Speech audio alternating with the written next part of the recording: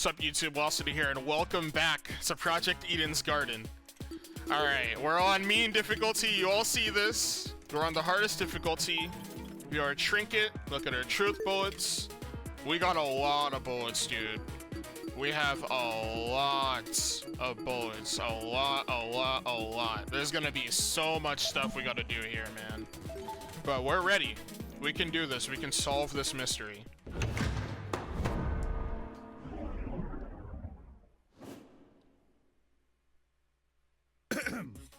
Let's get this started, shall we? So Tozu's in the room with us this time. Welcome back to the trial grounds, everyone. Unlike previously, today will be no circus. No mockery woven with stitches and needles. A true, fair, and proper trial will commence. A battle of wits between the blackened and the spotless. I doubt I have to explain the rules to you again. But even so, you must vote for who you believe is the blackened. If the blackened receives the majority of votes, only they will be punished, and the rest of you will resume your killing game experience. However, if you vote for the wrong person, then expect no sympathy from your hosts. All spotless students will meet a tragic end, or the blackened will be granted release from this academy. Happy discussing! We pray for your survival and success!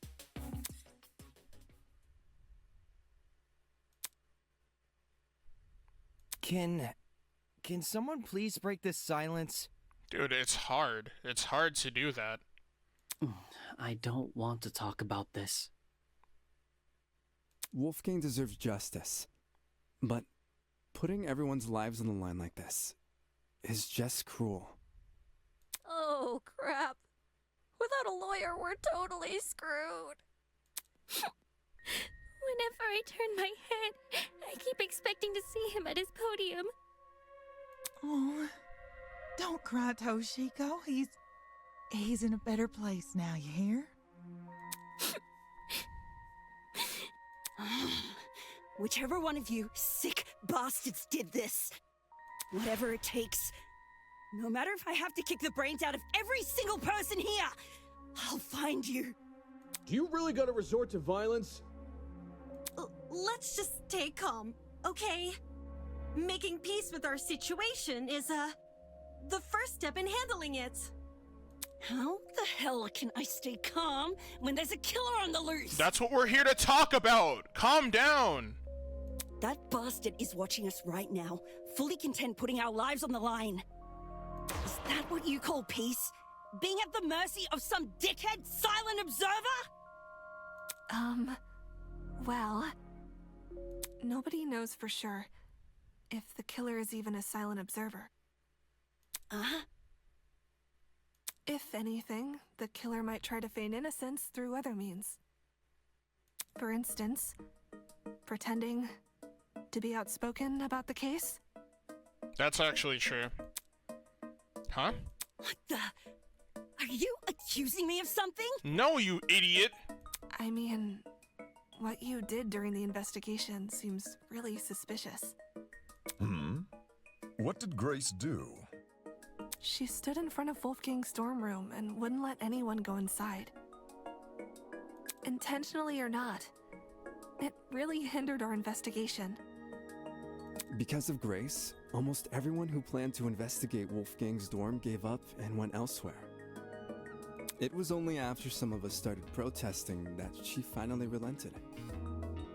You know, for someone who seems so adamant about finding Wolfgang's killer, it's odd she tried to conceal potential evidence.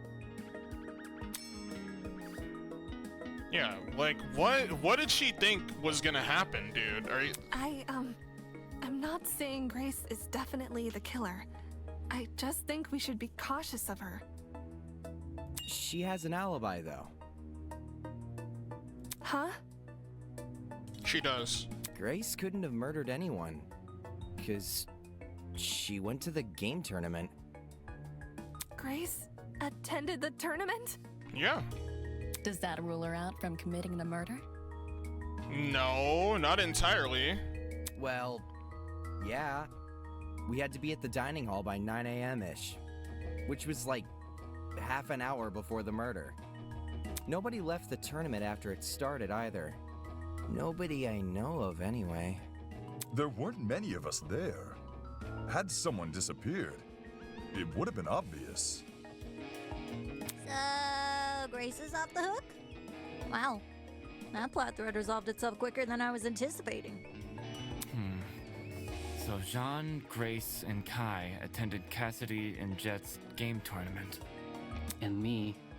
And Damon. And Mark. And Ava as well. Damon and I also attended the tournament. We can also vouch for Grace.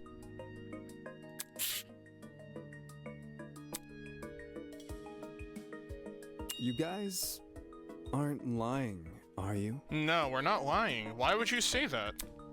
Lying about Grace? What the heck? Are you seriously doubting 8 testimonies? If the 8 of you were really together when Wolfgang was discovered, then Kai, doesn't that contradict what you said before the investigation? What did he say? You told everyone you and Damon found Wolfgang first. How is that possible if you guys never left the dining hall? What happened here? Damon and me, we just found him like this. Because the power went out, we didn't explain this. I never said I didn't leave the dining hall! But earlier you told us you were with the other attendees. Oh my god. Okay, we have to explain everything. That's because us partygoers left the dining hall together. Mm-hmm. When the blackout struck, the tournament folk joined arms and headed straight downstairs. I would know. I saw him. There was a blackout? Yes.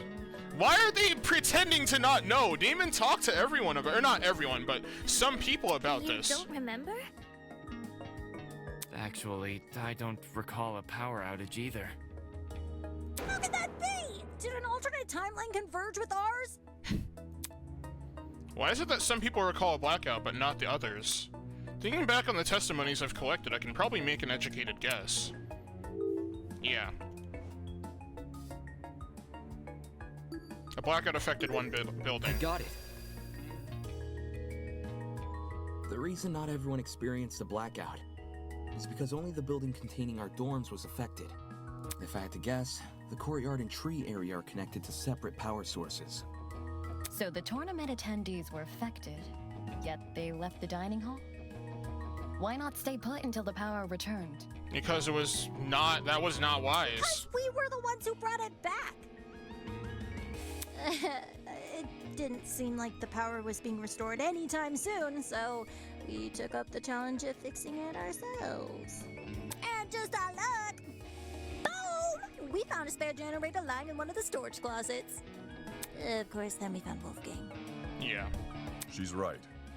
The 8 of us split into 4 pairs and inspected a storage room each. Because of the Tosu trinket map, we know which ones, too. Eva and Grace check storage closet A. Jet and I check storage closet B. Damon and Kai check storage closet C. And Jean and Mark check storage closet D. Yeah, I was with Grace. She can confirm being with me, too. Grace, don't be stupid. Yeah, we were together. Good. Oh, I didn't realize. I'm so sorry for what I said earlier. Bro, don't be sorry. Sorry? You're sorry for accusing me of murder. Don't be sorry. Sorry doesn't cut it, you conniving two-faced bitch! If you really want my mercy, then get on your knees and beg for it! No, don't do that. Whoa! Uncool, dude. Like... Hang on. Even if you aren't involved in Wolfgang's murder, you must know something about his last known whereabouts. What makes you think she'd be privy to that? Because they were dorm You mates. see, there's proof Grace spent last night with Wolfgang. Grace and Loya Man? Talk about an unexpected pairing. When I investigated Wolfgang's room, I saw a bunch of golfing equipment inside. Also, there was a blue woman's jacket tossed over the mantle of Wolfgang's bed. He's right. I also saw the equipment, And the clothes. The clothes are understandable, maybe. But why was golfing equipment in the room? Yo, little history dude. Wolfgang must have spilt the beans with you, right? Why would Ulysses know anything? Common courtesy. If you're gonna have a one-night stand, you gotta let your roomie know in advance. Oh my god, that's not what happened! Common Jets! courtesy also says you should watch your mouth around children. Like, what? Yes, ma'am. So stupid. So if I'm getting this right, Ulysses is bunking with Wolfgang? No. Well, we only shared a dorm for one night. You aren't bunking with him anymore? Let me provide some context. As you may remember, after Desmond suggested everyone bunk together, the male students were directed to the dining hall. Once there, we played rock, paper, scissors to determine who would partner with who. Jet partnered with Mark, Desmond with Jean, Damon with Kai, and I with Wolfgang. Those were the pairings at the time. However, the following day, Grace and I agreed to swap rooms. Yeah? Why'd you do that? Because Grace is insufferable. For reasons. Totally not suspicious. It's not. It was a win-win situation. I get Grace out of my hair. She gets me out of hers. You two were originally bunking together? The pairings were decided via a game of tic-tac-toe. That's horrible. I wasn't big on my partner being chosen for me. So when the opportunity arose to change that, I took it. Thus, I became Winona's roommate, and Grace became Wolfgang's. Can confirm. I watched the whole thing play out. Since the room swap happened the night after we implemented the bunk buddy system, that would mean Grace and Wolfgang have been bunking for about a day and a half. Mm-hmm. Ugh, gross. In that case, How's that Desmond gross? was right about those two being together last night. Grace, did Wolfgang act strange at any point? Like, maybe he said something that stuck out to you, or, oh, maybe had trouble getting to sleep. No. Nothing weird happened last night. Nothing happened last night, but... This morning. The morning of the murder. This morning. Wolfgang told me he felt sick. Sick? With a stomachache. It hurt so bad he couldn't get out of bed. I was gonna cancel my plans for today, but he convinced me to attend the tournament. So, I left his room right after the morning announcement. And yes, I'm talking about the game tournament. The same one Wolfgang acted all hesitant about attending. Newsflash, I changed his mind after breakfast yesterday. Hold on a sec. That ain't what you told me this morning. Yeah. What did Grace tell you? Simply put, she felt like competing. Grace knew I planned to compete as well, so she asked me to be her sparring partner, since you needed one to enter the tournament. She withheld information. Aye, that she did. Yeah. Of course, since I now know Wolfgang's condition at the time, I can't say I blame her. If someone you cared for was in a vulnerable position, would you go around and admit that in a killing game? Hell no. No. You would try to protect that person by saying nothing at all. When you put it that way, man, sounds rough. I think it's obtuse. What? Huh? Say we assume the best of Grace. She withheld information not to trick anyone, but to protect someone she cares about. What then should we make up the glaring contradiction in her testimony? What the hell do you mean, contradiction? If your bunking partner was too ill to make the short trek to the dining hall, how did he walk all the way to the boiler room? Yeah. Good point. If Wolfgang really were bedridden, he would have stayed in his room. Now that you mention it, to reach the underground floor, wouldn't Wolfgang need to descend, like, 4 flights of stairs? It's nothing for a healthy person, but for a guy who's supposedly really sick... It's not my fault it doesn't make sense. It's just what Wolfgang told me. Yeah. Didn't we decide Grace wasn't the killer anyway? It's too early for that. That's not to say she doesn't know more than she's letting on. I'm not withholding anything else. Leave me alone. Is there more to the story than Grace is telling us? Too many people are letting their emotions cloud their judgment. We need to solve this mystery and set things straight. Okay, first non-stop debate.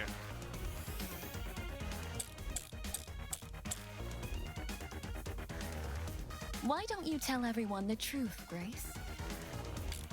I've got nothing else to explain. The last I saw Wolfgang, he was in our dorm room. Okay, hear me out. Secret hallways. We would have found those by now. Maybe Wolfgang was carried by the killer. That, or Wolfgang never told Grace he was sick. I wouldn't lie about what he said. What if Wolfgang used the elevator in the tree? You're not helping. Okay, there's a major discrepancy in Grace's testimony, but is she necessarily at fault for that? Okay, hear me out. Secret hallways. No, Toshiko would have saw him, right? Found those if by we're now. following that timeline. Wolfgang was carried. Yeah, see? No, that's wrong. That's wrong. They would have seen him. It's true Grace's testimony isn't consistent with where we found Wolfgang's body. But that's not Grace's fault. The only person we should be blaming is Wolfgang himself. What the heck? Why are you blaming him? Because what he said wasn't true. Simple. Because he lied about being sick. Seriously? You can cooperate. Can't you, Toshiko? During the investigation, you told me you saw Wolfgang in the hallways at 8:10 a.m. That's after I left. Yes. I remember now. Ingrid. She had developed a headache, so I went to the pharmacy to find some medication. The trip itself went fine, but when I returned to the hallway, I found myself face to face with Wolfgang?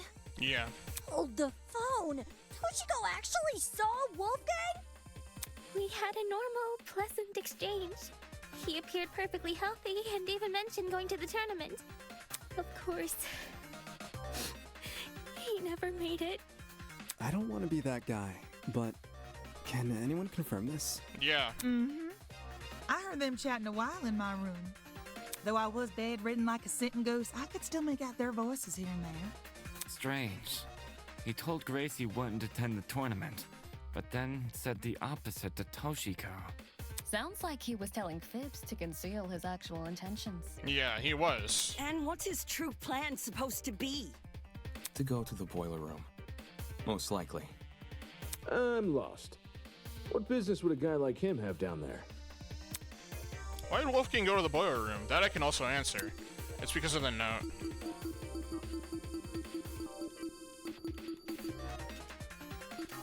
This is it. During the investigation, I found this note tucked away inside Wolfgang's blazer pocket. A lot of it is water damaged. The paper looks like it was ripped from a notebook, and the handwriting was done in ink, but some parts are still legible. 8:15 a.m. Secret. Boiler room. Close the door. This mentions the boiler room. Exactly. The fact we found Wolfgang in the boiler room, and this note in his pocket. It can't be a coincidence. This note must be the reason Wolfgang went there. That mention of a secret sure is suspicious. I'm willing to bet Wolfie's reason had something to do with it. Agreeing to meet a stranger in some spooky dark place? Wolfgang had nerves of steel. Ulysses, Grace, do you remember Wolfgang getting delivered a weird note? No. The only time I recall him receiving anything was when Tozu distributed those envelopes. I don't know anything about a note. Really? Wolfgang shared nothing with you guys? That's crazy, dude. Guess he didn't want them to know what it said. Right. And if Wolfgang wanted to keep this note a secret, he would obviously want to keep the meeting a secret too. Then the reason he told Grace he felt sick was so he could was go to meet. remove her from the picture. Yep. Yeah. Once she's not in the room, Wolfgang has his opportunity to sneak out and head downstairs. That's also why he encouraged her to attend the tournament. Didn't this same guy ask us to share our blackmail with each other? Talk about double standards. Are we sure he wasn't just trying to protect Grace? Maybe he knew he was meeting someone dangerous, so he thought it would be safer not to involve her. That does sound like something Wolfgang would do. Not to interrupt, but on the subject of blackmail, did Wolfgang ever confront the person he had? Oh? You don't know whose blackmail he got? Well, if you recall what Wolfgang said originally. For that reason, I implore you all to speak with the person whose blackmail you have, and them only. Even if the contents of the envelope seem horrible, give the person a chance to explain themselves. Regardless of the blackmail's contents, it would be treated as a matter between the recipient and the subject of the blackmail, and no one else. Which makes me wonder, could whether or not Wolfgang confronted his person clue us into what had originally been written on that note? I'm not picking up what you're putting down. If that person somehow realized Wolfgang carried their blackmail, but never came forward about it, they could have demanded Wolfgang show it to them, hence the mention of a secret. However, if Wolfgang did confront his person, I don't see why that same person would then send him a threatening note. Not least act coy about information they both know. If the person being blackmailed wasn't the one who wrote the note, who was? Obviously, it would be the student with Wolfgang's blackmail. No. Oh, because that's I knew me. That. Yes, the secret in question may actually be a reference to Wolfgang's blackmail, not the sender's. Is there any way to figure out whose secret it is? We'd probably need to know whose blackmail Wolfgang had first. Oh, I've got just the idea. Yeah. Yo! Person who Wolfgang had blackmail on! If he gave you your blackmail back, can you say something? Don't forget the person with Wolfgang's blackmail. Oh, right. Yeah, awesome. Hey! Person who's got Wolfgang's blackmail! If you're innocent, say something already! I'm right here. If I'm innocent, I should say something. Would telling everyone I have Wolfgang's blackmail really guarantee my innocence in their eyes? I don't know. Although everyone may follow my directions during the trial, since they can't ignore the evidence on my side. When it comes down to me, of all people, owning Wolfgang's blackmail, how do I know they won't suddenly change their tune? You don't. They might chastise me for not revealing information, his blackmail, sooner. Or they maybe will think I'm confessing and accuse me of murdering him. It's not like I wouldn't be able to refute their arguments, but do I really want to subject myself to all that? Does the trajectory of this trial really depend on whether or not? I was hesitant to admit it, since I knew it would put me on the spot. But I'd rather be suspected than be the reason this trial comes to a standstill. Why are you lying? Are you confessing? Do you have Wolfgang's blackmail? Nah, not his. Seriously? Way to be anticlimactic. I know, I was like, what? However, it's thanks to him that I have my own. Your own? Wolfgang approached me the same day everyone received an envelope. Funnily enough, it happened right after I'd finished speaking with my own person. He and we had a good talk. He gave me his envelope and asked me to take care of it. If you need the proof. Ah, Wolfgang's envelope had the same signature. Aye, I held on to the letter for safekeeping. This should have all been said sooner. I realize that. I suppose my pride was stronger than my rectitude. My mistake for stringing everyone along. John, you're all good, bro. I mean, at least you're honest. Truth. Thanks for letting us know, bud. Indeed. To acknowledge one's own misdoings is a most virtuous feat, I believe. Right. It's very noble. Yeah, agreed. If I revealed my blackmail right now, would everyone here treat me the same? Would they be just as forgiving? I take it our other blackmail person isn't gonna step forward? If nothing happens, let's just have everyone recite whose blackmail they got one by one. Huh? You sure that's a good idea? No one's reciting shit. Okay. It was only a suggestion. Calm your farm. I have to say something. Even if we knew who had Wolfgang's blackmail, that doesn't necessarily mean they're his killer. Okay. Good way to start. It's annoying they won't speak up, sure. Okay, you messed up. You messed up, bro. But unlike John, they would actually need to reveal Wolfgang's blackmail to prove they have it. This person might just want to respect Wolfgang's request to keep the blackmail between two people. Especially now that he's gone. I don't know. Is it really okay if we never find out? Circumstantial evidence alone can't prove something beyond a reasonable doubt. If we want to solve this case, we need indisputable evidence. Yeah. It's like doing a jigsaw puzzle without the box art to help you. The cases? Or... Yes, the case. Obviously, the case. You fool. The more pieces you connect, the clearer the image you're constructing becomes. The clearer the image, the more you can assume about it. Do you see what I'm saying? Once we know how Wolfgang died, the rest of this case should fall into place. You certainly talk a lot stranger than you used to. But I think I get it. Well, I don't want to be the one to start, but we can all agree Wolfgang was stabbed to death, right? No. No, he wasn't. What are you talking about? When I was in the boiler room, I saw a knife bobbing around in the water near him. And on the ground, there was blood. Dried blood. On the boiler room floor and on the hallway floor. That's gotta be Wolfgang's blood, right? The knife was bloody, so... Huh. Seems like a brawl happened in the hallway. While poor Wolfie was minding his own business, he was confronted by the killer, who attacked him and chased him into the boiler room. That is definitely not what happened. That would line up with how we found him. That is not what happened! The killer stabbed Wolfgang in the hallway, then followed him into the boiler room? No, that's not what happened. I need to show everyone where they've gone wrong.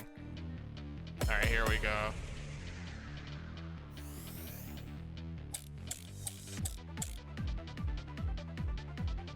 Is this really how you guys think Wolfgang died? It's not. The bloody knife is way too big of a coincidence. It was floating in the water right next to him. Not just that. There's blood on the boiler room floor and along the underground hallway. A confrontation must have happened in those hallways. Nah, it was probably a sneak attack. The killer snuck up on Wolfgang, stabbed him from behind. Oh, come on! That does not dispute the possibility of a confrontation. Oh my god, I'm too trigger happy. The killer snuck up on Wolfgang, stabbed him from behind. No, that's wrong!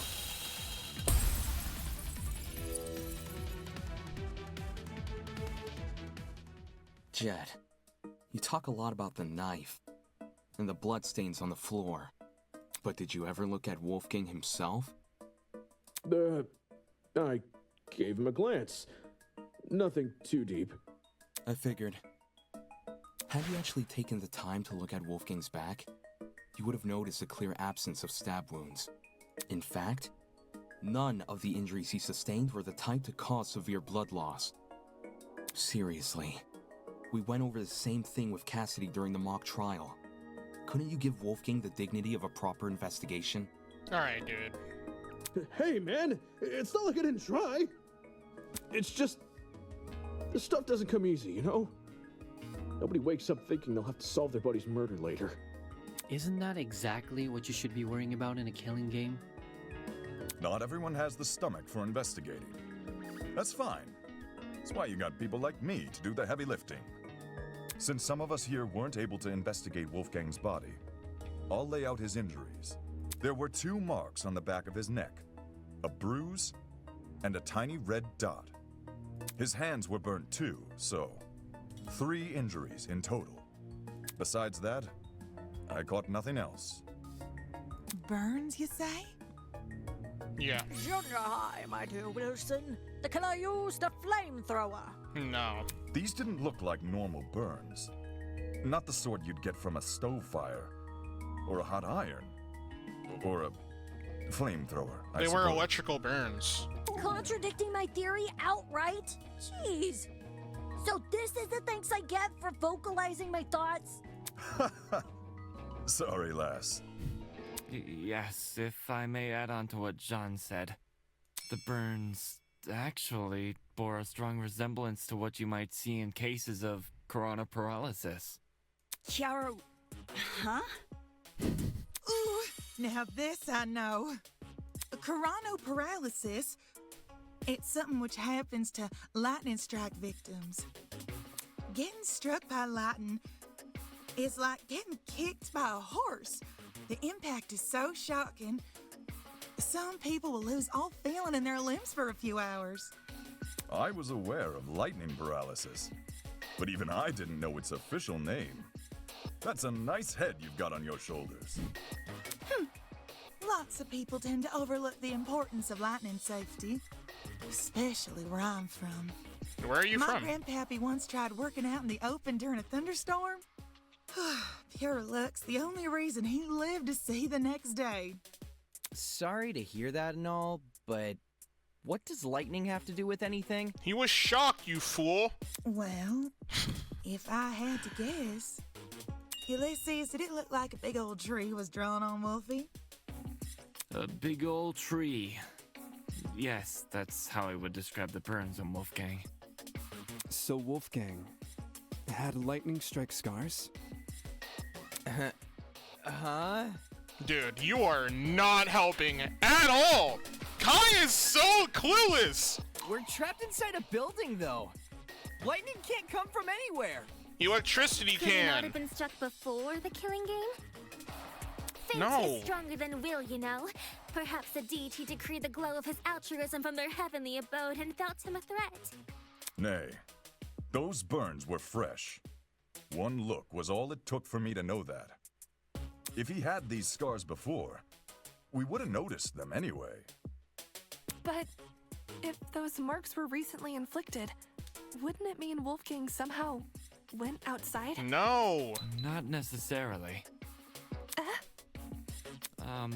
This is only something I thought of just now, but the reason Wolfgang sustained burns similar to that of lightning strike victims may be because whatever inflicted his burns was equivalent in damage to a lightning strike. You saying there's something out here channeling the power of lightning? Something equivalent in damage to a lightning strike? The idea sounded ridiculous, but when I think back on the boiler room and what it was inside it, right, if I take that object into consideration, USC's theory starts to hold some weight. Yeah, the generator. This is it. Ulysses, since you write everything down, do you have a description of the boiler room in your notebook? Yes, I do. Why? Since some people here never investigated the crime scene, they probably aren't as familiar with the room as we are.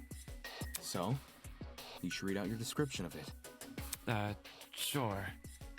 The boiler room consists of a small concrete platform surrounded by ankle-deep water. Throughout the room are boxes filled with various garbage, and in the back looks to be a generator, charred beyond belief. What you just heard is a brief summary of my notes. Hear that? There's a generator inside the boiler room. Of all the things which could deal similar damage to a lightning strike, doesn't a generator sound the most likely? Yeah. Didn't Ulysses say it was destroyed? At the time of the investigation, sure. But it wasn't always destroyed. You probably don't remember, but back when we found the dummy, I mentioned something about the underground floor. To be more specific, it was the boiler room I woke up inside. I hadn't been alone either. Ava was also there. I woke up first. She had to let everyone know. Yeah. She did. Anyway, Ava, you agree the generator was in full working condition when we woke up, right? Right.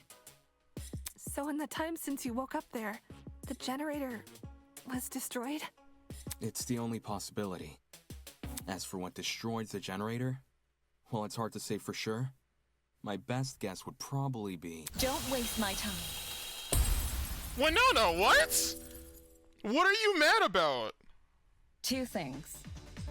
First, destroyed is overly vague. Ulysses explained the state of the generator much better. Charred beyond belief.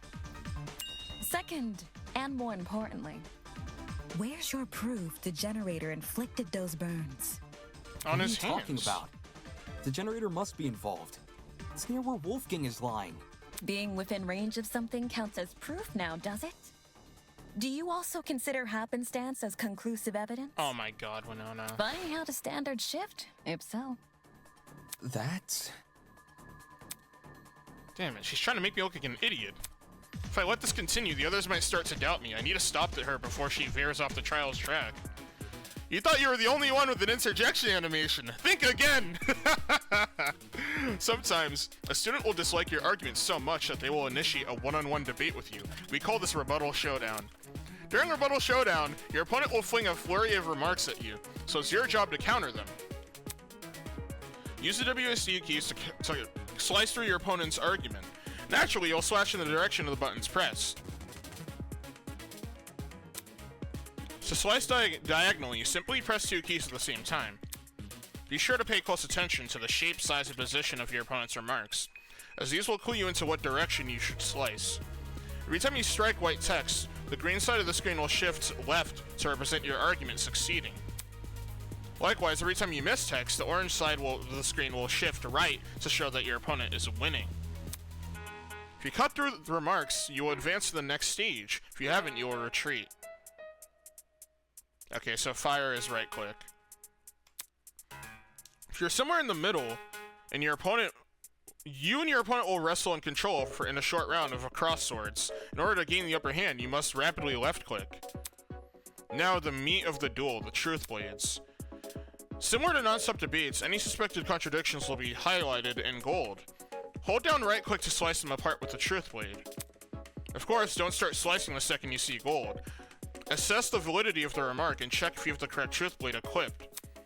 Now let's not keep Winona waiting any longer. Time to battle. Alright, rebuttal showdown. Dude, that's so many. While the generator may look suspicious, consider the time frame we're working with. If the only time you saw the generator in full working condition was on the day of our kidnapping, that gives us a period of almost 4 days, in which the generator might have been destroyed. What about the blackout? It's impossible for the generator to cause the blackout if it was already broken prior to the tournament. What about the blackout? The building may very well have lost its power at any point before or after the murder. No, that's you it! only assume it happened during. Not the smartest argument from a supposed ultimate debater. Alright. No, the blackout is definitely connected. It's the clock. She said before or after, so the clock is what I need. What about the blackout? The building may very well have lost its power at any point before or after. I'll cut through those words. Okay, I kind of like Damon a little bit. Let me take back my words. My bad. When the blackout happened, it froze a piece of equipment which had been set up for the game tournament. Mark's DJ pad. Yeah, you can't act like you hate everyone anymore. You need to speak up, dude. While there was no physical clock inside the dining hall, a digital one has been built into Mark's pad. If you look at what time the digital clock is frozen on, it matches the time of death listed on the tablet, 9:35 a.m. Well, Mark, is this true? Say something, dude. Come on! There's no point in me saying anything when someone else has already said it better. Just answer with a yes or no, will you? I know. What, dude? Yes. Come on. In any case, the matching times are too much of a coincidence. The destruction of the generator caused the blackout, and the blackout occurred at the time of the murder. There's no way the destruction of the generator wasn't tied to Wolfgang's death. I like that sprite. What do you suppose happened then? I'm willing to bet the generator's destruction resulted in the boiler room's water becoming electrified. Since Wolfgang was discovered kneeling in the water, we can reason he was standing in it at the time this happened, and... Damon, you and I both know that's not true. Yeah, the water is not conductive. Huh? Did you forget? It's impossible for the water in the boiler room to play a role in Wolfgang's murder. Because it isn't even conductive. It's not conductive. It's not? After Damon and I woke up in the boiler room, I wanted to investigate the flooded area. So, I tested the water. I even redid my test during the investigation, since Damon wasn't sure if he should touch Wolfgang's wet clothes. In both instances, I proved the water was safe to enter. To be honest, neither result really surprised me. Water will only act as a conductor if it makes contact with two separate energy sources. Yeah. The boiler room's generator is just one source. If you're standing in the water, one outlet should be enough. Speaking from experience, large bodies of water are terrifying conductors during storms. All it takes is one lightning bolt, and the surrounding miles are scorched. But the generator is a slow, persistent source of electricity. It's not the same as a lightning strike. Electricity is electricity. Doesn't matter how it manifests. Yeah, it doesn't matter, dude. The reason you two avoided electrocution is because the generator's exposed wires aren't even touching the water. If they were, you would have been scorched right from the start. Maybe when the generator was destroyed, some of the wiring fell into the water? That is definitely what must have happened, because he got burned, dude. There's no other way. Nah. Even in its current sorry state, the generator's wires are nowhere near the water. But the wires we found that someone cut from the cable. It doesn't make sense for the generator to pose a danger anyway.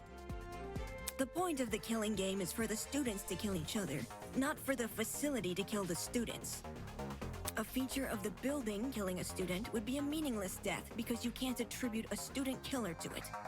That's not true. As for why the generator's been charred, sometimes electrical faults happen. Even my ship's engines have broken under particularly relentless storms. And if an electrical fault caused Wolfgang's death, then his murder is purely on the hosts, ain't it? Of course! If we were responsible for his death, you lot wouldn't be here discussing it. That's... Is the generator really unrelated to the case? But the timing of the blackout, it's too perfect. It can't be a coincidence. Okay, since we've ruled out the generator, what else could have electrocuted Wolfgang? It mightn't be relevant, but I did see one other thing on the boiler room floor. A toy gun or something. At least, that's how it came across to me. Not a toy gun, a taser gun. Yeah, it was a taser. A taser? I'll shoot electricity! I'm not sure how the taser fits in with this case, though. It doesn't seem to have been used. Nope. The taser was definitely used. How so? I didn't catch any sort of string protruding from it. Not all taser guns release a string when fired. Some are completely wireless. For those types, you can tell they've been used if their blast doors are missing. Side note, blast doors are plastic panels which cover the muzzle of a taser. If a shot is fired, they pop clean off. When I was investigating the crime scene, I found the taser gun in one spot and its blast doors in another. Speaks for itself, yeah? And here I was thinking the yellow bits were just random trash. Where the heck did a taser gun even come from? Last time I checked, there weren't any lying around in the storage closets. Maybe it belongs to someone here. Huh? Just think about it for 1 second. Everyone here has a dorm room which is themed around their talent. Mine's got DJ equipment, Jet's got car batteries. If that's what we have with our talents, what could someone with a dangerous talent have? Are you talking about, like, knives and stuff? Dude. What? Is there something on my face? You're so dumb, it's insane. Forget this. The person I'm talking about is Desmond. Huh? No way! You think the gun is Desmond's? Yeah. Hang on. You've got it all mixed up. Jean, do you know anything about this? As Desmond's roommate, perhaps you spotted something inside his dorm. Alas, we stayed in my abode. I couldn't tell you if he had weapons. Talk about suspicious. Did Desmond agree to bunk in Jean's dorm so Jean wouldn't see the weapons in his? Listen, I get where you guys are coming from, but that taser gun, it's not mine. I've never seen anything like it. No, that's a lie. How is that a lie? A lie? His attempts to feign ignorance won't fool me, not when I know the truth.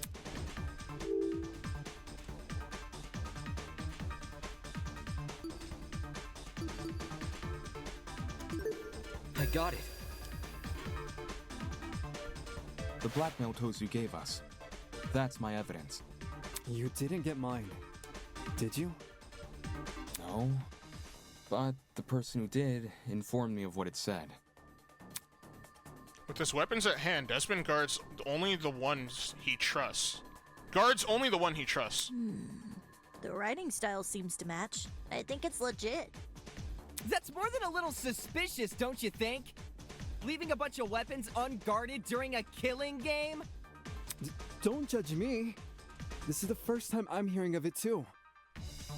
You didn't know there were weapons in your room? Yep, no idea. No way. Our rooms aren't particularly subtle in their theming. Are we supposed to believe yours is any different? It is themed. I'm not denying that. But I sure as hell didn't catch sight of any weapons. If I did, do you seriously think I'd leave them unguarded and risk being found out? Yeah. Desmond cares too much about everyone. He pointed out the broken doorknobs and gave us the idea to bunk together. Why would he hide weapons in his room? Someone must have gotten the idea to rifle through my dorm because of my talent, and found the taser gun hidden inside. There's no other way to explain it. So while Desmond gets a bunch of guns, all I get is an old game console and a dead controller. That's what you're concerned about right now? Are you serious? Take the bad with the good, dearest people. No one fears game consoles. Well, no one besides parents and the religiously inclined. Oh my god, Tozu. Enough talking about consoles. Why are you guys believing Desmond so easily? Because he's actually trustworthy, unlike you. If the taser gun belongs to him, then he's the killer. Any argument he makes against it is just a flimsy excuse. It's not that simple, bro. You're risking all our lives over your emotions. Desmond is the killer. The taser gun came from his room. I had no idea the gun even existed. I was barely in my dorm to begin with. Because you wanted to draw attention away from your weapons hoard. But if this is about avoiding suspicion, why did Desmond say the taser gun was fired? I don't think a killer would draw attention to their own murder weapon. I was with Desmond. I call it reverse psychology. You sprinkle in a little helpfulness, and suddenly everyone trusts you. When the murder happened, Is Desmond innocent? When I compare the evidence to everyone's statements... That's true. I got it. People gotta listen to her when she speaks, dude. She's very smart. She's just soft-spoken. Regardless of whether or not Desmond knew about the gun, he definitely wasn't involved in the murder. Dude, the music for this game is so heat. Y'all cooked. Y'all cooked with this, for real. Eloise can back me up on this. For real! Only OGs know what that's from. If you watch my streams, you know what that's from. Nah, don't tell him. Don't tell him what that's a reference to. No, don't tell him. Right. Desmond and I, we were together in the courtyard at the time of Wolfgang's death. I see. Then both of you can be ruled out as suspects. Don't just take her word for it. She could be covering for Desmond. Dude, shut up. Jeez, if you have a bone to pick with these guys, at least save it for when we're not solving a murder. Yeah! Why don't you want to believe Eloise? Ever since the investigation, these two yuppies have been on my case non-stop. They're obviously working together. No. Not gonna lie, I see where Grace is coming from. You have nothing helpful to add, ever! Ever! When Eloise tried to single her out earlier, Desmond was pretty quick to jump in and agree. Even so, since the topic has been brought up, I would like to mention something. During my trip to the pharmacy, I believe I saw Desmond and Eloise in the courtyard together. You also said you were back in the hallways around 8-10 a.m., didn't you? That means those two were wandering around unsupervised. Either one of them could have left the courtyard. If Desmond was the killer, what would Eloise gain from defending him? Should the wrong vote be cast, nothing about the rules suggests an accomplice of the killer would be exempt from execution. Yeah. There's no accomplices. That's right. And even if she was exempt, Eloise is too nice to be an accomplice to murder.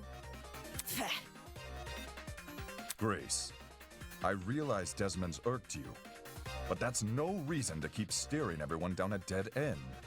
Let's move on. A person who's always steering others down a dead end, huh? I guess they needed a GPS. Oh my god, Cassidy. Anyway, we should totally thank Desmond for clearing things up now. Not only do we know he's not the killer, now we know how the killer got their hands on the taser. Now we know how... What? Someone must have gotten the idea to rifle through my dorm because of my talent, and found the taser gun hidden inside. Yup, that is word for word what Desmond said. Right. Good memory. All in a day's work, baby! Can you repeat that quote, Cassidy? Again. But I just said it. Say it again. Yeah, but I want you to say it again. Alright. Someone must have gotten the idea to rifle through my dorm because of my talent and found the taser gun hidden inside. Is there something on your mind? If Desmond's testimony is anything to go by, then wouldn't this mean the culprit has to be male? How? How did you come to that conclusion? What? If I remember correctly, all the guys were aware of each other's pairings. With that sort of knowledge, a male student could try and infiltrate another male student's dorm. None of us knew which room we'd be bunking in. It only takes a quick peek to check if someone's inside or not. Anyone could have done that. And who's to say the thief didn't barge in before we started bunking? Or while people were having breakfast. Seems there was a mountain of opportunities for our culprit to sneak in unnoticed. Doesn't exactly help us narrow things down, does it? Yeah, that's true. I feel like that was too quick of a conclusion to jump to, Ava. Well, guess this taser gun was a bust. Look on the bright side. If it's been fired, then it's probably what electrocuted Wolfie. If trying to suss out who stole it isn't feasible, why don't we talk about Wolfie's other injuries instead? You know, the ones that weren't burn marks? Those seem like they could lead us somewhere. Yeah. Besides the burns on his hands, Wolfgang also had a bruise and a tiny red dot on the back of his neck. A bruise and a tiny dot, huh? Want to try tackling them in alphabetical order? Alphabetical order? Now, aren't you full of smart ideas? No need to thank me. It's only common sense. Okay, let's discuss the bruise first. Okay.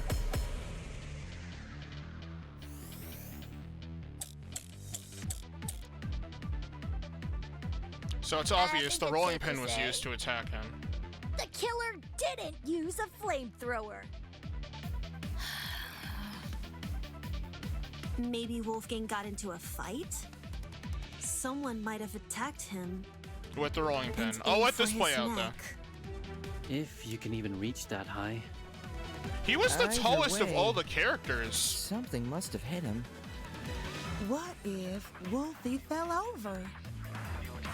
With how spindly he is, one tiny misstep could leave the poor fella bruised for days. Skinny guys bruise easily, eh? Let's see if you're right. Ulysses, fall over. No, thank you. Something must have caused that bruise on Wolfgang's neck. What could have it been? Something must have hit. I got it. I can't believe I had to agree with that. The rolling pin did hit him, yes, but that's not how I thought I was going to advance the argument at all. Kai's right. Something did hit Wolfgang. Really? Man. And I was only blurting out the first thing which came to mind. Anyway, from how you're wording things, do you know what that something is? A rolling pin. Eh? A rolling pin hit him. Wolfgang was hit with a rolling pin. How on earth did you reach that conclusion? Because there's a rolling pin with a dent? Ava and I found this pin inside storage closet A, which is just a few feet from the crime scene. Coincidentally, the pin also has a dent. You sure that's enough to say it's involved? Could just be a flimsy pin. No, it's No. involved. There's something else which solidifies this pin's role in the murder. Handprints. 2 of them on the edge of the pin. So the killer used a rolling pin to attack Wolfgang? It certainly explains the bruising on his neck. They must have wanted him to be unconscious so he wouldn't fight back. Exactly. It would be easier to drag him into the water if he's not awake. You reckon the killer purposely put Wolfie in the water? Damn! With one electrified blow, Wolfgang is zapped to bits with the taser! Since he's lying in the water, he's definitely a goner. Yeah. Considering the logical ethos of the killer's rectitude, especially when governed under constricting pressure, leaving him catatonic would be the most facile solution. I guess it makes sense. It does make sense. After shooting Wolfgang with the taser, what was the killer's next move? If I figure that out, I'll be one step closer to solving this case.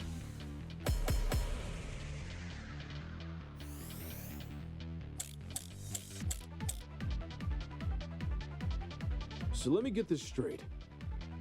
The killer knocked out Wolfgang with a rolling pin, and then chucked the pin into Closet A? When exactly did they discard the pin? They couldn't have done it when Eva and I were already downstairs. Because the 2 of us went inside Closet A. Why were you inside the closet? To find the backup generator, remember? Jed and I checked Closet B. Damon and Kai checked Closet C. Eva and Grace checked Closet A. And Jean and Mark checked Closet D.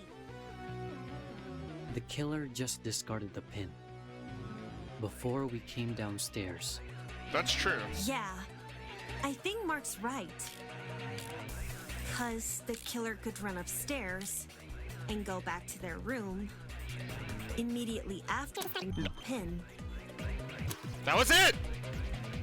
Just because the killer placed the pin earlier doesn't mean they left before we arrived. Huh? Yeah, he's right. Doesn't mean they left before they arrived. So I need to shoot it at what Diana said. Immediately. What? Are you kidding me? Oh my fucking god. They're discarding the pin. No, that's wrong! I can't believe I missed. Diana, there's proof the killer fled the underground hallway at a later time. When the tournament attendees were looking for a backup generator, Kai and I heard someone run past our room. Huh? Yeah, we did. Oh man, that's right. We were just exploring the closet when all of a sudden we heard footsteps in the hallway. That's when Damon decided he was gonna follow where the footsteps came from and entered the boiler room. Did anyone else hear these footsteps? Nope. Not ringing any bells. Yeah, Jen and me didn't really hear it over all our talking. I heard the footsteps. Huh? You did? Yeah, because she's attentive, unlike you. Well, I initially thought it was my imagination, so I never said anything. Ashamed to say, I also brushed off the footsteps. Thought I was hearing things. However, since other people can attest to hearing them... Then someone else was on the underground floor with us. Before anyone tries to bring it up, none of the tournament attendees could have been the person running. Since everyone explored the closets in pairs, they all have solid alibis. I'm sure we can all vouch for that, aye? Everyone was still in their closets after Damon and I found Wolfgang, so... Considering the footsteps were moving away from the crime scene, I think it's safe to say they belong to the killer. Wouldn't that mean the killer fled while you guys were exploring the rooms? Hold up! So the killer had been right next to us? They knew. Joy, that's a given. Huh? How are you so calm after hearing that? The only thing which stood between us and a murderer was a door. What if they attacked us? They were not gonna do that. Well, they did it, so I don't see what the problem is. Sheesh, you're weird. Why not run away earlier, though? Fleeing while everyone is searching seems really risky. Maybe it was a miscalculation? It's not impossible, I guess. If not that, then maybe the killer returned to the boiler room after discarding the pin? Sounds pretty meat-headed if you ask me. Yes, you'd think a killer would use that moment to run away. What is it? For the two who heard the footsteps, describe the sound. It was kinda... socky. As in, it sounded pretty soft. Like the person had taken off their shoes. Saki, huh? Seems this killer was purposefully trying to keep quiet. Yeah. Because their footsteps were soft? Yes. That seems like a leap in logic. No, it's not. That's incredibly No, smart. I get what she's saying. Everyone here has socks on, I'm pretty sure. So any one of us could have run down the hallway. The thing with shoes is, not everyone here has the same kind. If the killer had worn theirs, we might have been able to figure out their footwear from the sound it made on the floor. Yeah, I said that earlier. Then we just have to single out the person with that footwear. Man, it would have been so easy to find the killer. We already can find the killer, though. How? What? Oi, are you pulling out leg? No. I'm completely serious. Picture a map of the building complex in your head. The building with the dorms is on the left, the courtyard is in the middle, and the building with the tree is on the right. Now, try and pin everyone's locations during Wolfgang's murder. Once you do that, the identity of the killer will definitely become clear. Guys, is it time? Oh my god. Okay. So Ulysses and Winona were together. The 8 of us were together. Ingrid and Toshiko were together.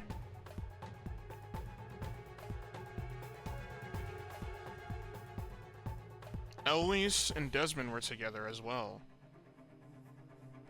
Is the killer someone whose position we can't place?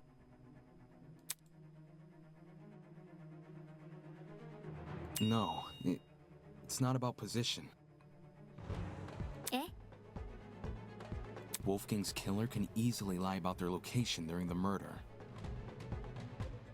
The only thing distinguishing their testimony from everyone else's is that theirs can't be corroborated.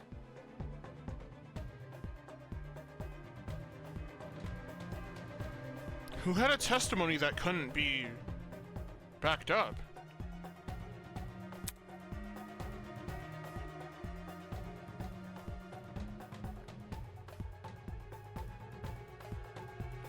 No! No! No! No! No!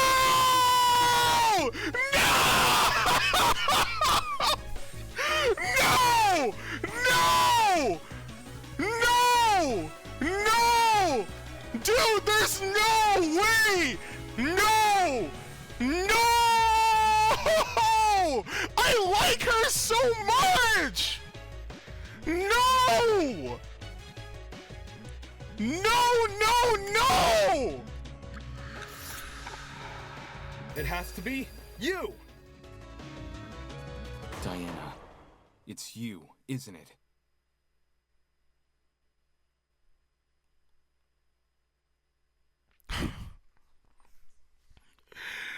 Dude, I've been following Diana's VA on Twitter for so long. All her tweets are so funny. Like, seeing this makes me so sad.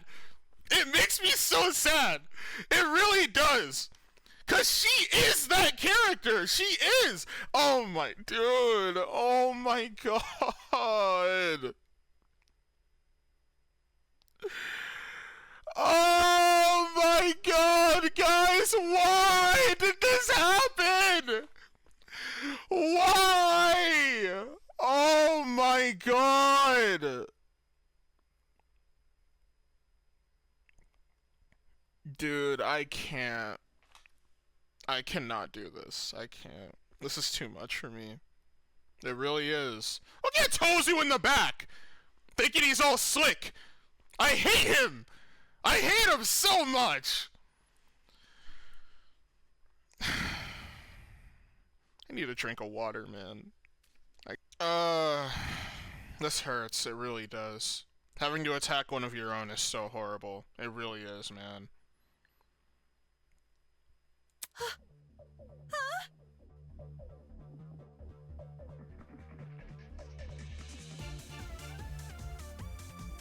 Her? The makeup girl? She's the only one here without an alibi. Those of us who attended the tournament can obviously be ruled out. And as for those who didn't, Desmond and Eloise were in the courtyard. Toshiko and Ingrid were in the same dorm room. What about Winona? She never mentioned an alibi. She was with Ulysses. Give me a break. Winona and I were in the building with the tree all morning. In fact, yes, Desmond and Eloise should have witnessed us walking over there, as those two were in the courtyard at the time. Yeah, that's true. In that case, Diana really is the only one without an alibi. Guys. How? If she's the person who fled the boiler room, those footsteps we heard make a lot more sense. Heels make a pretty loud clop sound on hard floors, and the underground hallway's floor is pretty hard. Diana would obviously want to take them off. Also, heels aren't comfy to run in. Yeah, they really aren't. They really are not. If you guys have ever had to walk in high heels, don't. It sucks. Dude, the amount of times my mom has come home with groceries when I was younger, and I just put on whatever shoes were at the door and they just happen to be high heels. Oh my god, my feet were crying for mercy. Dude, do not. High heels suck, man.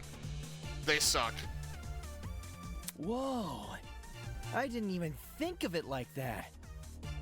You're totally right, though. Since Diana's the only one here with heels, she would have to take them off. Guys, what are you talking about? Me? A killer? Do you really think I could be a killer? The fact you weren't at the tournament is incriminating enough. Not just that. Everyone but you has an alibi. But I do have an alibi. No, you don't. That doesn't count. Right, Ava? Huh?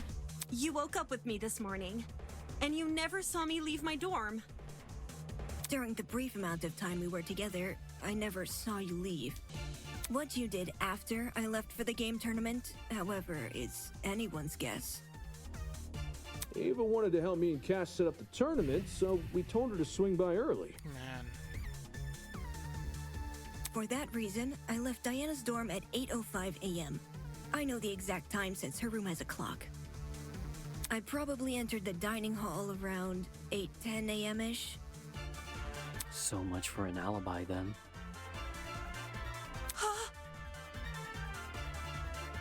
Diana, don't tell me. Oh my god, man, dude. My soul has been shattered. Holy smokes, it's all falling into place!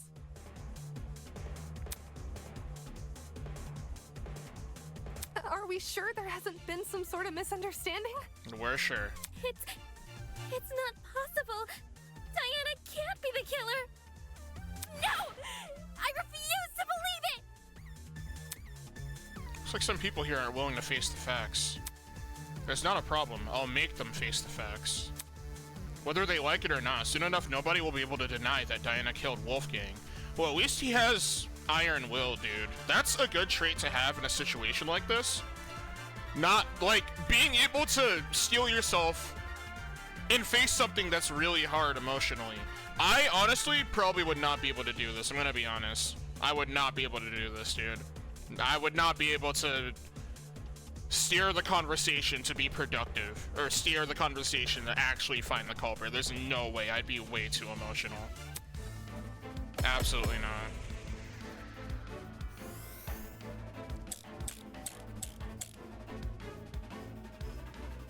If it was Diana inside that boiler room, could she be the one who left the blood trail? Because if so, that might be her blood on the knife, too. Diana's blood? Are you saying she wounded herself? Wounded herself? What makes you think that? I don't know! Why else would the killer's blood be on their own weapon? Did we not already agree the killer was wielding a rolling pin? Well, maybe they had both. The rolling pin in one hand, and the knife in the other. No, that's not what happened. Dual-wielding weapons? Woo, this killer's next level. That's not what happened. Okay. That person's point is clearly impossible. You should realize as much if I point out that piece of evidence. Oh, I'm gonna lose. I'm gonna lose, dude. Yeah, that was it. I'm gonna lose. There's not enough time to go through the entire debate. I'm gonna lose, dude. That's so fucking dumb, man! Why do you talk for so long? Speed it up! Get your point across! Come on, man! Oh my god, I'm gonna lose! I'm gonna lose. It's so fucking dumb, bro. Oh. Ah! Rolling pin in That is not what happened, bro. No, that's wrong! Dual wielding. Get out of here, Toshiko. Oh my god. No. The killer was only wielding the rolling pin during their confrontation with Wolfgang. You can tell just from looking at the pin. There are two handprints wrapped around the edge, as if the killer had been holding the pin like a tennis racket. Yeah. Which makes sense, because you can swing with more force if you use both hands. And that's what a killer wants when trying to knock out a grown man. Then, who held the knife? It wasn't the killer, so it was most likely the only other person in the boiler room. Yeah, Wolfgang. Wolfgang Akire. What the hell are you talking about? Wolfgang, carrying a dangerous weapon? Bullshit! If you were in his situation, wouldn't you?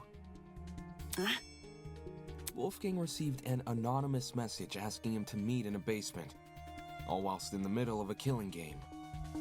At that point, it doesn't matter how much of an optimist he is. He'd know better than to come unarmed. A knife isn't super hard to find, either. Wolfgang probably just stole one from the kitchen. Why do you keep doing that? What do you have to say? Besides, if Diana is the one who got stabbed, it would explain the blood trail. Think about it. She arms herself with the rolling pin and attacks Wolfgang. getting hurt by him in the process. For some reason, possibly because of the blackout, she doesn't clean the blood trail she's leaving, and returns to her dorm room after. No! That's wrong! Huh? I wasn't stabbed. If I was stabbed, then I'd have an injury. You could be hiding it. But there's nothing, right? There's nothing on me. Depends. If a vein got nipped, you'd be seeing blood no matter the size of the cut. Of course, that also means a small cut will need bandaging, which I'm not seeing on you. You may not see any injuries on Diana, but that doesn't mean they aren't there. Huh? If she wanted, she could simply hide her injuries from view. After all, someone like her has exactly what it takes. Yeah, that's unfortunately true. She's a cosmetologist, dude. I got it. Cosmetology is hard. One of my friends is a cosmetologist. As the ultimate cosmetologist, Diana could easily cover her wounds. It makes sense. With the right equipment, she could probably disguise even a bandaged wound. Yeah, and to be the ultimate, the best person in the world at doing that, you know she's damn good at it, dude. You know she's damn Diana's bunking good. Partner, I've seen firsthand how many different cosmetics are inside her room. So unfortunately, I have to agree.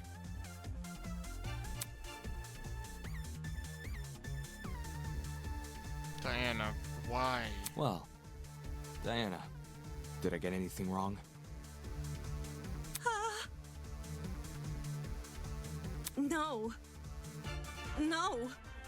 But Wait. Diana, did you just say no?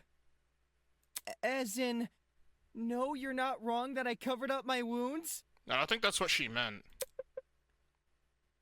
Oh, crap. Oh, crap. You guys know what this means, right, guys? Diana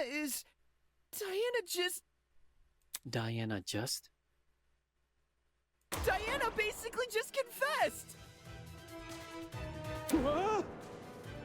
That's not what she meant. A confession? Are you for real? It makes sense, though, doesn't it? Diana got wounded, which proves she got in a fight with Wolfgang. Which means all that stuff about Wolfgang going to the boiler room, all that stuff really did happen. I see. I see now what you were saying. Diana, she lured Wolfgang to the boiler room by writing him that note. And when he arrived, she attacked him and killed him. And now, she's been lying this entire trial, hoping we would never suspect her. Yeah! How cruel! Diana, It wasn't me! Dude, it's crazy how Diana at the start even said, whoever did it, step forward. How can you say that knowing what you've done, bro? Are you kidding me? I promise, it wasn't me.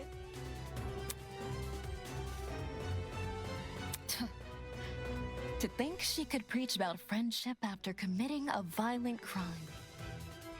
And then try and sentence the rest of us to punishment. Honestly though, I think it makes sense that she killed first. As a cosmetologist, you want to be relevant in the outside world, or you're gonna lose your job, dude. If you're not good at that, if you're not good at what you do, and you don't stay relevant, people are not gonna request you for their work. They're not. So it makes sense she would want to get out as soon as possible. It's kind of like the Sayaka effect. As a pop star, you want to be relevant. If you're stuck somewhere, no one is gonna know about you or care about your whereabouts. You're not important anymore, you're not relevant anymore. It makes sense. It really does. Golly, you're right. If we voted for the wrong person, we would have been executed. Ah! That's so fucked! Seriously, Diana? What the hell is your damage?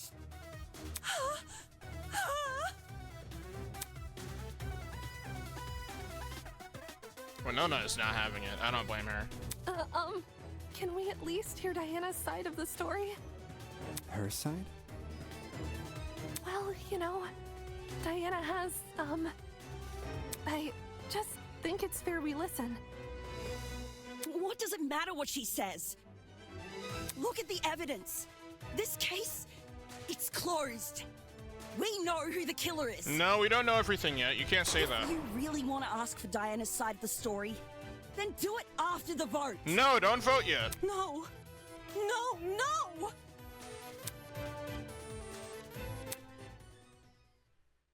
We have to vote for the killer. Diana, I've proven beyond a reasonable doubt that she's the killer. I've proven it beyond a reasonable doubt, so... No.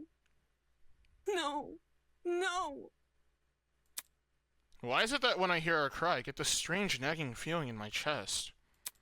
Why does a tiny part of me want to believe that the things that she's saying? Because you're human. Why all of a sudden do I doubt myself?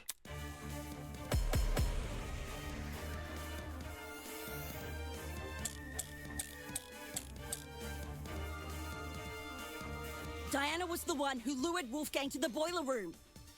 Once he got there, she killed him immediately. Then she fled the crime scene, hoping the rest of us would never learn the truth. How could you, Diana? Poor Wolfie was only trying to keep us together.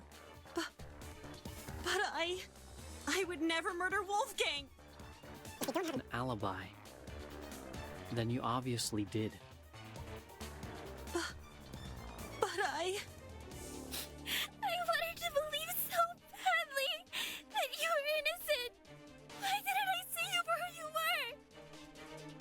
were? If this goes on any longer, I'm gonna be sick. What are we waiting for then? Let's get this over with and vote! Is Diana telling the truth? How is that possible when I already know the truth? It can't be possible, not unless...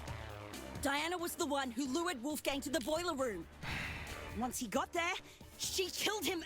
Okay, we know that's not true. No, that's wrong!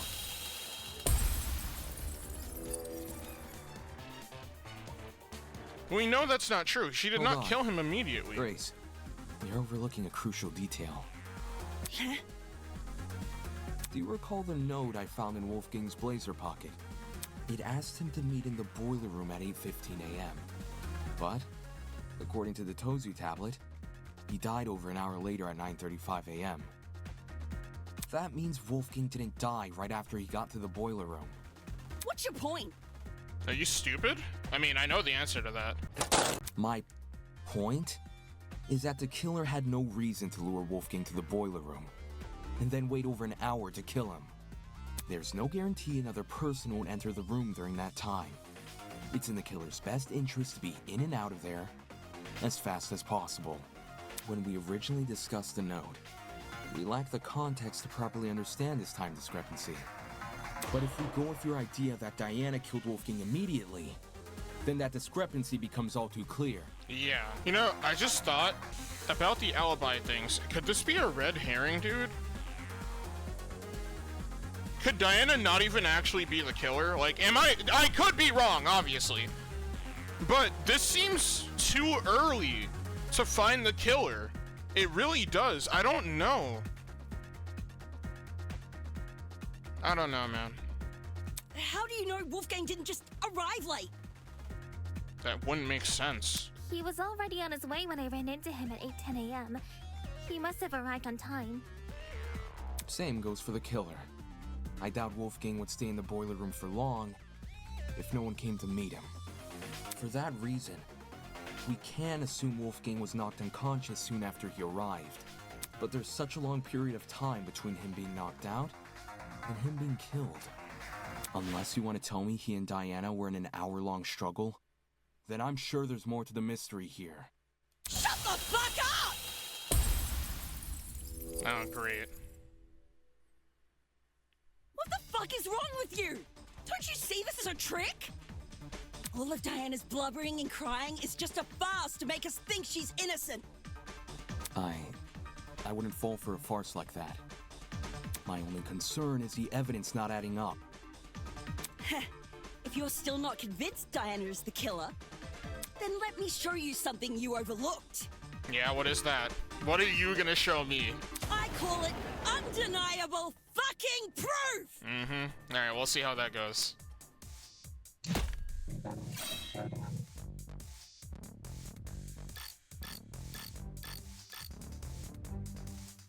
I don't give a damn what Diana says!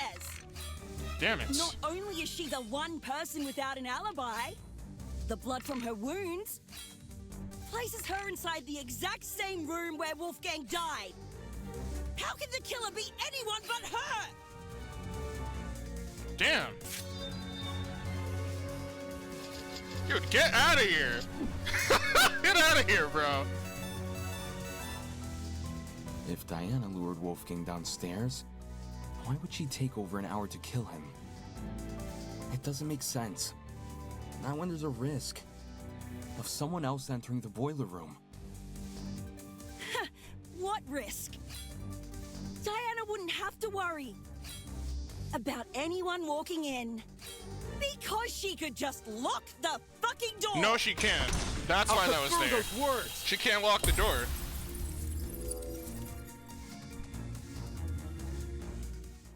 The boiler room door can't be relied upon here. If Diana locked it, she would be trapping herself inside the boiler room. What? Yeah.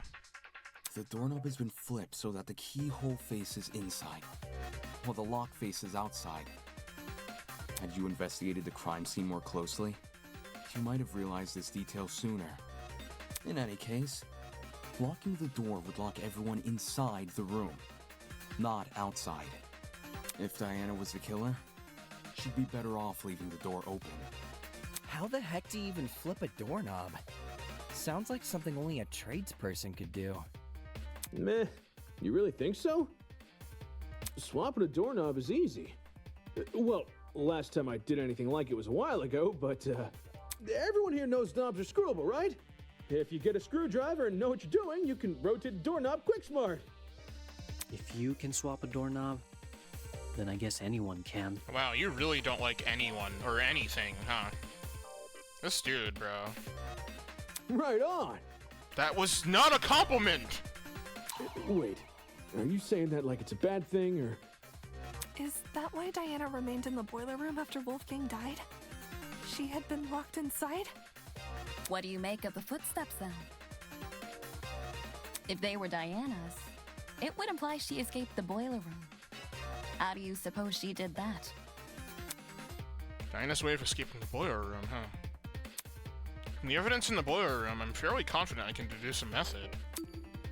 It was the lockpick, the little the cord on the floor, or whatever, the little wire. You can use that to pick a door, actually. Yeah. This is it.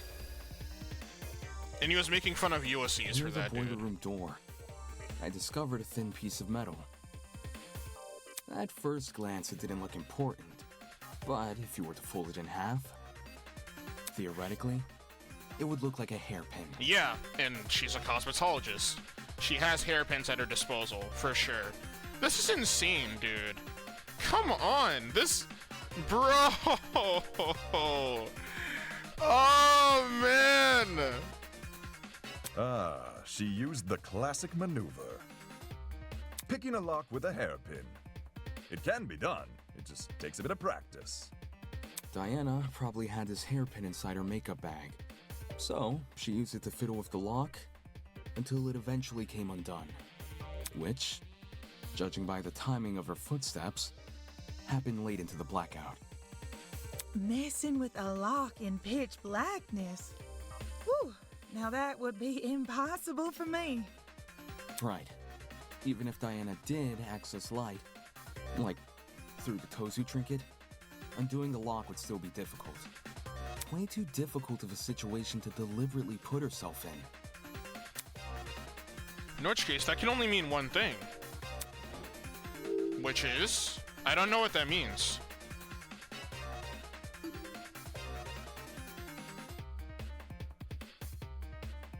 Someone else locked the door? I got it. What? Someone else must have locked the door. Who is the someone else? What? If we go off our current train of thought, the doorknob was rearranged so you could only lock it from the outside. Yeah? It doesn't make sense for Diana to rearrange the lock, enter the room, and deliberately trap herself inside, which means someone else must have locked the door.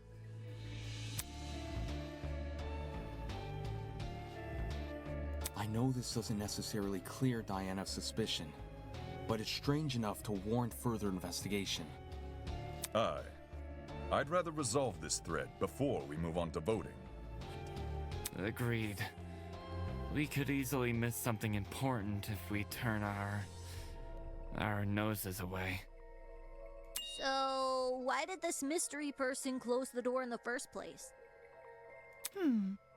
What if they saw the scuffle between Wolfie and Diana and closed the door to protect themselves?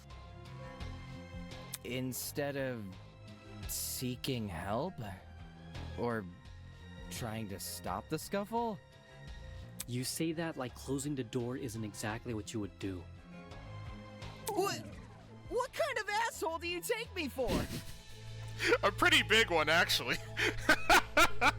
Any chance they locked it to prevent Diana from escaping?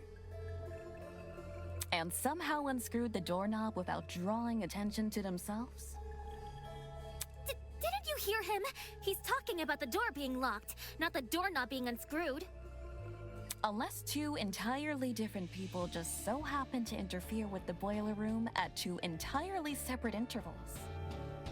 The one who locked the door is most likely the one who flipped it, yes? Yes. Then you should be wondering the same thing. How did they unscrew the doorknob without catching anyone's attention? Yeah, doesn't sound possible. It had to have been done at night, I'd say, right? Not in the moment, it isn't. Like, late at But night. what if the doorknob had been swapped beforehand? Say this person knew Wolfgang and Diana were coming to the boiler room. They could have swapped the knob in advance, waited for Diana and Wolfgang to enter, and then closed and locked the door. So the flipping of the doorknob was premeditated? With what we currently know, I'd wager it's our safest assumption. At least, until we hear Diana's side of the story. Diana, since you were the last person with Wolfgang, your testimony could be our most valuable piece of evidence yet. Is she willing to cooperate? I don't think so. You need to tell me what happened.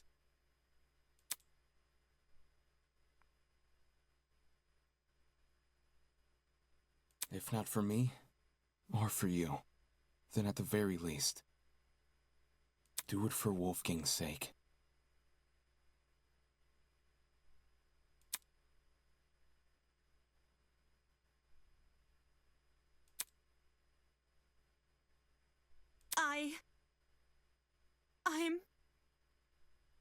I'm sorry.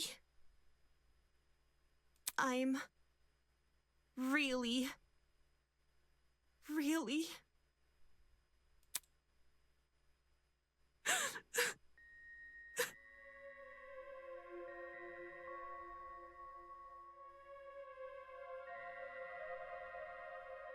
I wanted to help.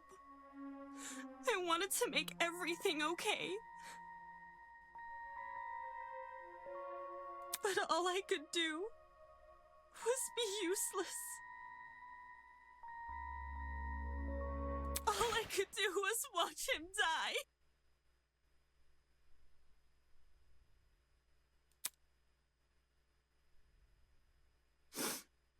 It's all my fault. All my fault. For doing the wrong thing. So is this a confession, or... No! Huh? I didn't kill Wolfgang. And I don't know who did. But I still failed him as a friend. I failed him then. And I failed him here. But if I told the truth, things would be worse than they already are. But now that I've said nothing...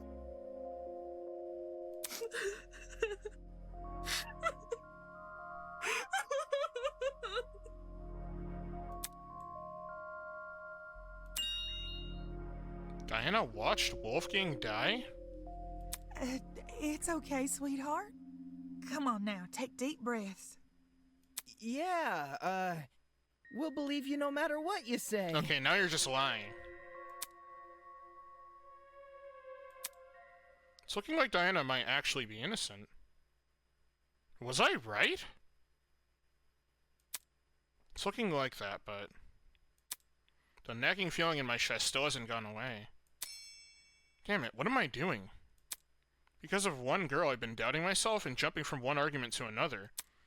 If I can't piece together my own thoughts, how can I possibly piece together this case? I need to get a grip on myself. I need to keep sight of myself and the goal of this killer. Whatever is thrown at me next, I need to persevere. Because if I don't, everyone else here votes wrong. I won't leave this place alive.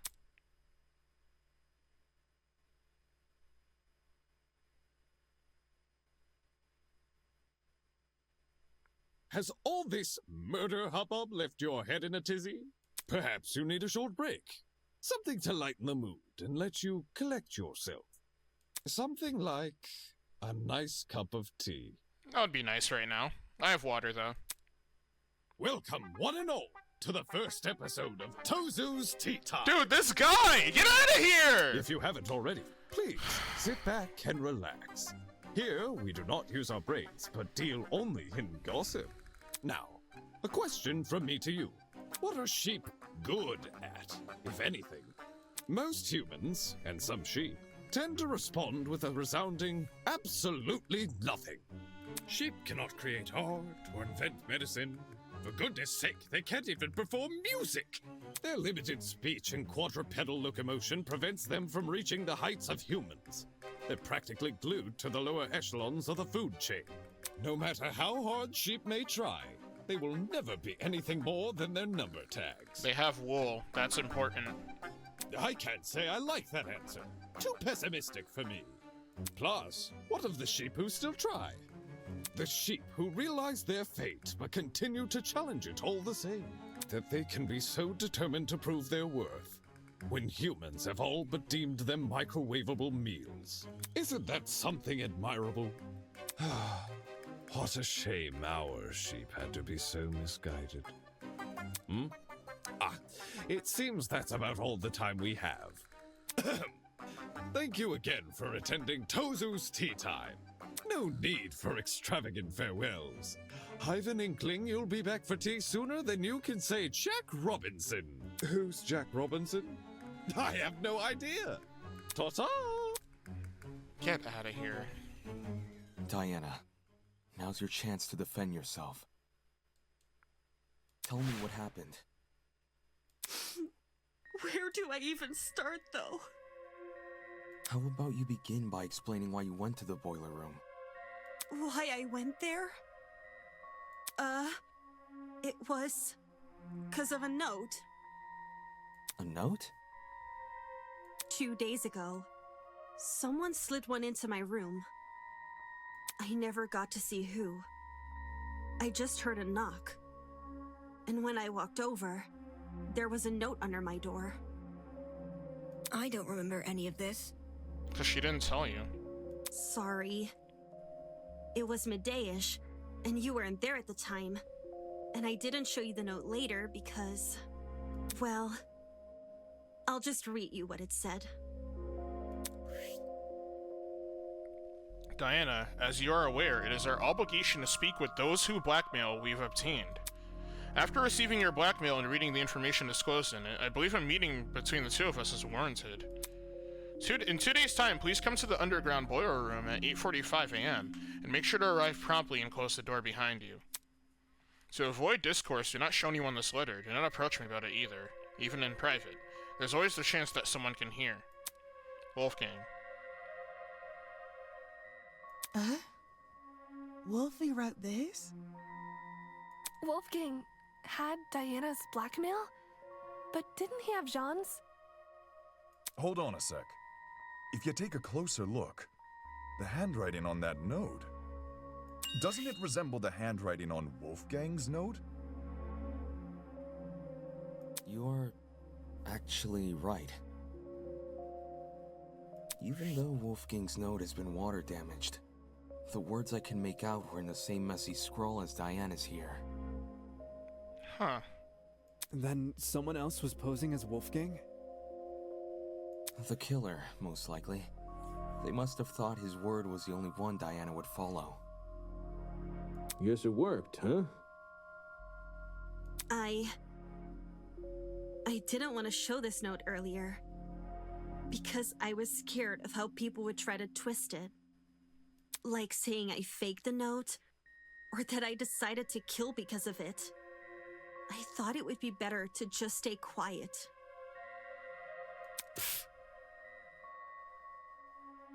I know you guys think I'm stupid for agreeing to meet in a place like the boiler room. And I am. I am stupid. I just didn't want to disappoint Wolfgang, in case he really did write the note. Which was why I left my room around 8:40 a.m. and went downstairs. Did you catch any strange movement down there? No, it was just me. I did find the boiler room door hanging open a little bit, but I didn't think much of it. I just went inside and closed the door behind me, since that's what the note asked me to do. What did you see inside the boiler room? The boiler room was really dark, so the first thing I noticed was actually the security camera light. My eyes had to take a few seconds to adjust to everything else. But after that, I finally saw him.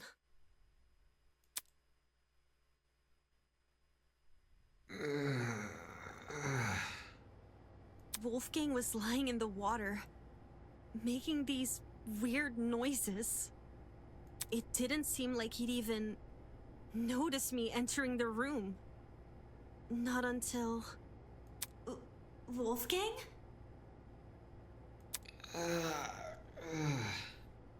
Hearing his name seemed to snap him out of his trance, because he slowly rose to his feet.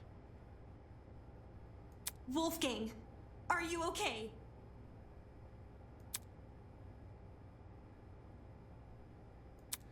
It's you.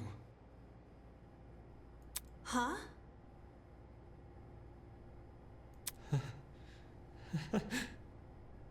I can't believe it. I really am finally meeting you. What do you mean?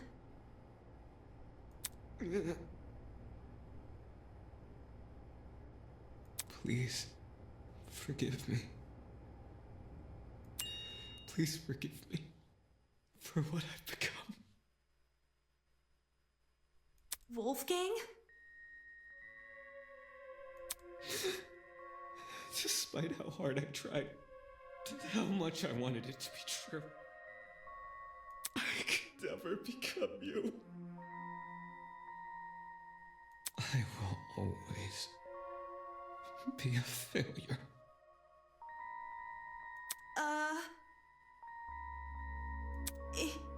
It's okay, Wolfgang. Look! There's stairs over here. Come over here and we can get out.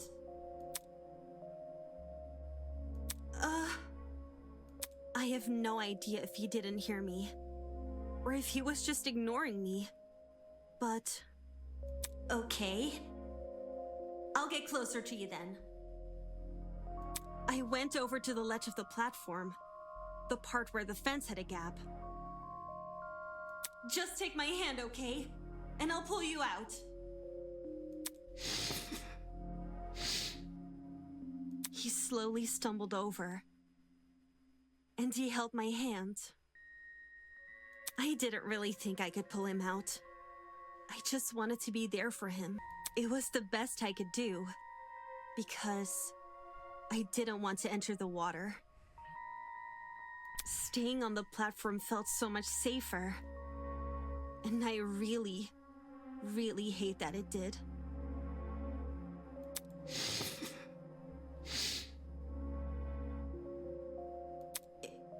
It's okay, Wolfgang. We'll get through this together, all right? I was looking at him when I said that. I was looking right at him, but somehow...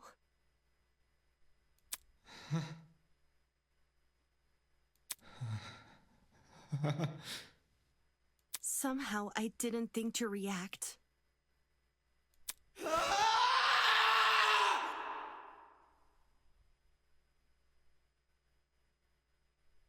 When he reached inside his blazer,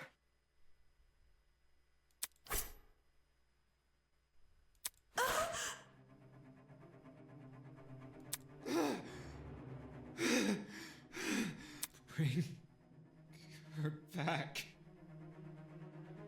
Bring her back!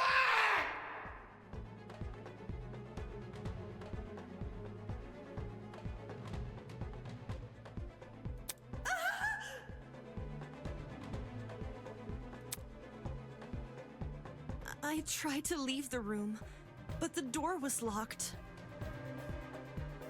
I didn't know what to do.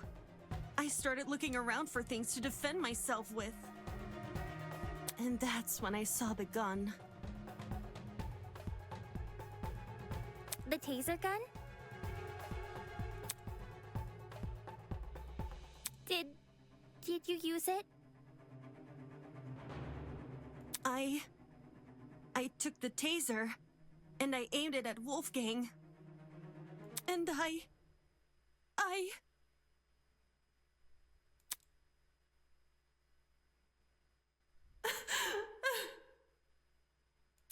couldn't do it.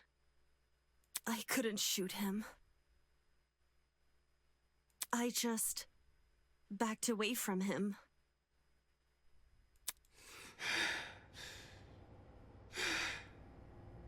I couldn't understand anything. Why was this happening to me? Why was I being attacked? Why can't I do anything to...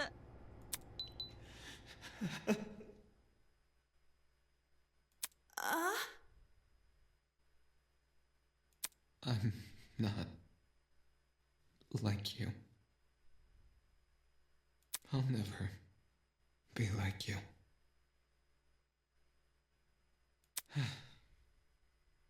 won't give up until the world knows.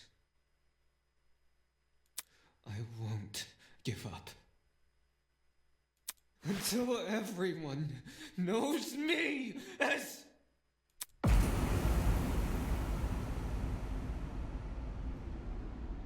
All of a sudden, everything turned white. Everything in front of me, except Wolfgang. In those few seconds, he became pitch black. And then, so did everything else. Even though I didn't see Wolfgang fall over, I heard it. His body cracking against the pavement, and his knife falling into the water. I waited for the gasp of pain, for him to groan or mumble or say something. But there was nothing.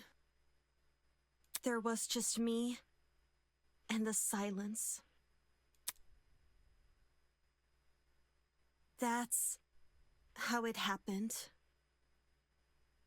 What the... What the fuck?! That man attacked you? Oh my goodness, Diana, I'm at a loss for words. This is getting too much for me, bros. I think I'm gonna faint.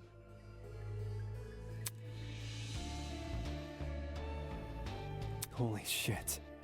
So Diana really did watch Wolfgang die. But why was he so violent towards her?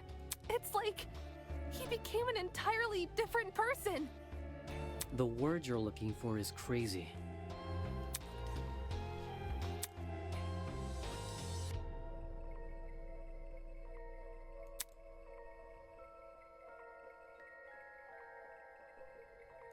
How'd you manage to escape the boiler room after all that? By picking the door's lock. For reals? How else would she escape? I wasn't even thinking. I just started feeling my way back to the door in the dark. And then... well, my supply bag. I remembered the spare hairpins I always kept inside. So I felt around the bag and dug one out. To be honest, I have no idea how I managed to unlock the door. The whole thing was repeated trial and error.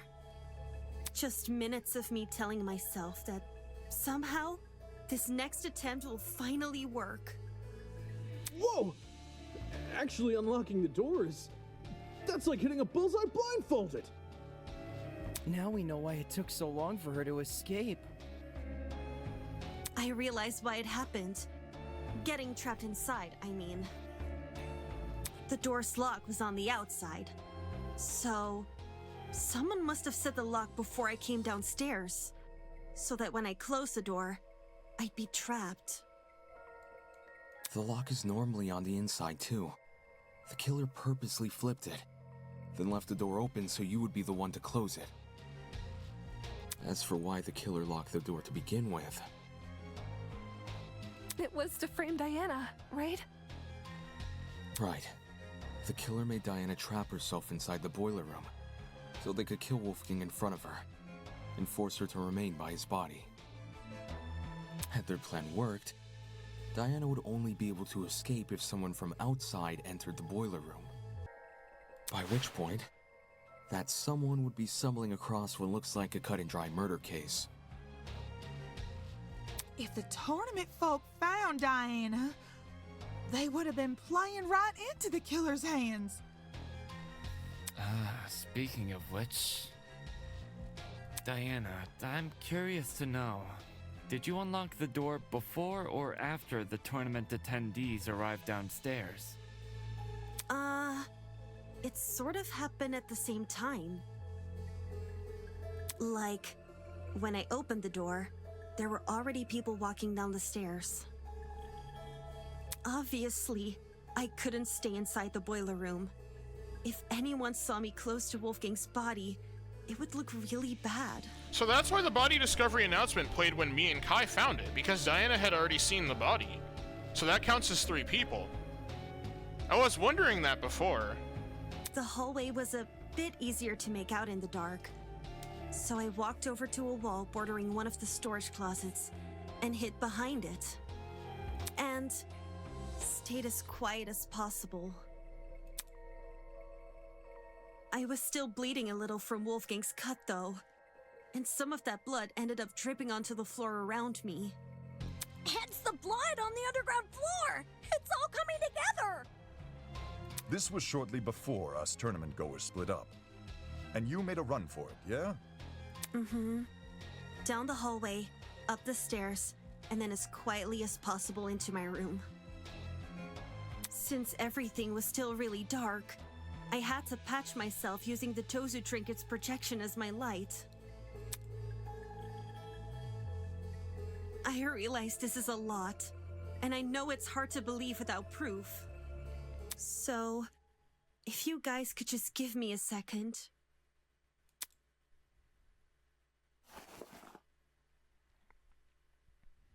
Reaching into her makeup bag, Diana pulled out a wipe and began scrubbing at her arm. I cleared up the blood pretty fast. Luckily for me, the cut wasn't that deep. There's still a chance it may leave a scar, though.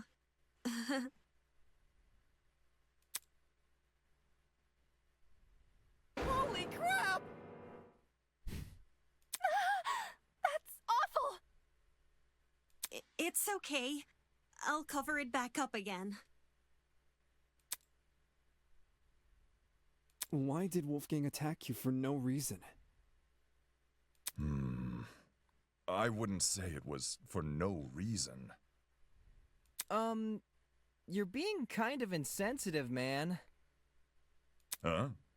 I didn't mean it like that. What I'm trying to say is, Wolfgang's actions may look random from an outsider's perspective, but from his perspective, well, judging by his behavior, it seems like he saw something which shook him to his core. Like, there was something in the room that Diana didn't see? That's impossible! It was only me and Wolfgang in the boiler room! I don't believe Jean meant it in a literal sense. Wolfgang literally saw something? He thought he saw something, is my point. You mean he had been hallucinating? What did Wolfgang hallucinate for him to turn out the way Diana described? You'd be surprised by the sort of things our minds can invent. I'm lucky to have never experienced anything myself, but I know some who have hallucinated nasty things. Demons and monsters, or the feeling of being tortured. If Wolfgang went through something similar, I can see why he lashed out. Now, what the heck is going on at sea? Of course, these hallucinations don't just happen out of the blue. More often than not, they're substance-induced. And we didn't investigate the pharmacy. Substance-induced? Just say Wolfgang took a hallucinogenic. Hallucinogenics? One which induced a lot of fatigue, too, judging by the way he lumbered about in Diana's account. It would explain why Wolfgang mostly stayed in one place. One place, which happened to be in the water. Seems very deliberate, aye. I reckon the killer knocked Wolfgang unconscious in order to drag him into the water, but knew he would eventually wake up again.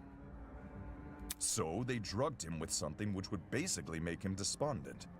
As for where the drug came from... Dude, no. I'm thinking something, but I don't want to believe it. Oh my god, I want to trust everyone! I want to! It's so hard, man! It's so unbelievably hard. I want to trust everyone. Toshiko went to the pharmacy, man. I want to... Okay. Alright, it's fine. Oh no! Don't tell me the killer robbed... I knew exploring it was a bad idea. It? What's this it we're talking about? The pharmacy, obviously. Why the heck did we think leaving that place open was a good idea? Now someone's stolen an item and drugged Wolfgang. Fuck! I knew our promise was too good to be true! I can't trust any of you guys! And don't say Wolfgang drugged himself! Who wants to be tortured by demons? Well, stranger people do exist. That's rich coming from you! Just as I predicted, exploring the pharmacy ended up paving the way for murder. Should I have made more of an attempt to stop people from exploring? Back then, all I did was... Yeah, the students entered the newly opened pharmacy.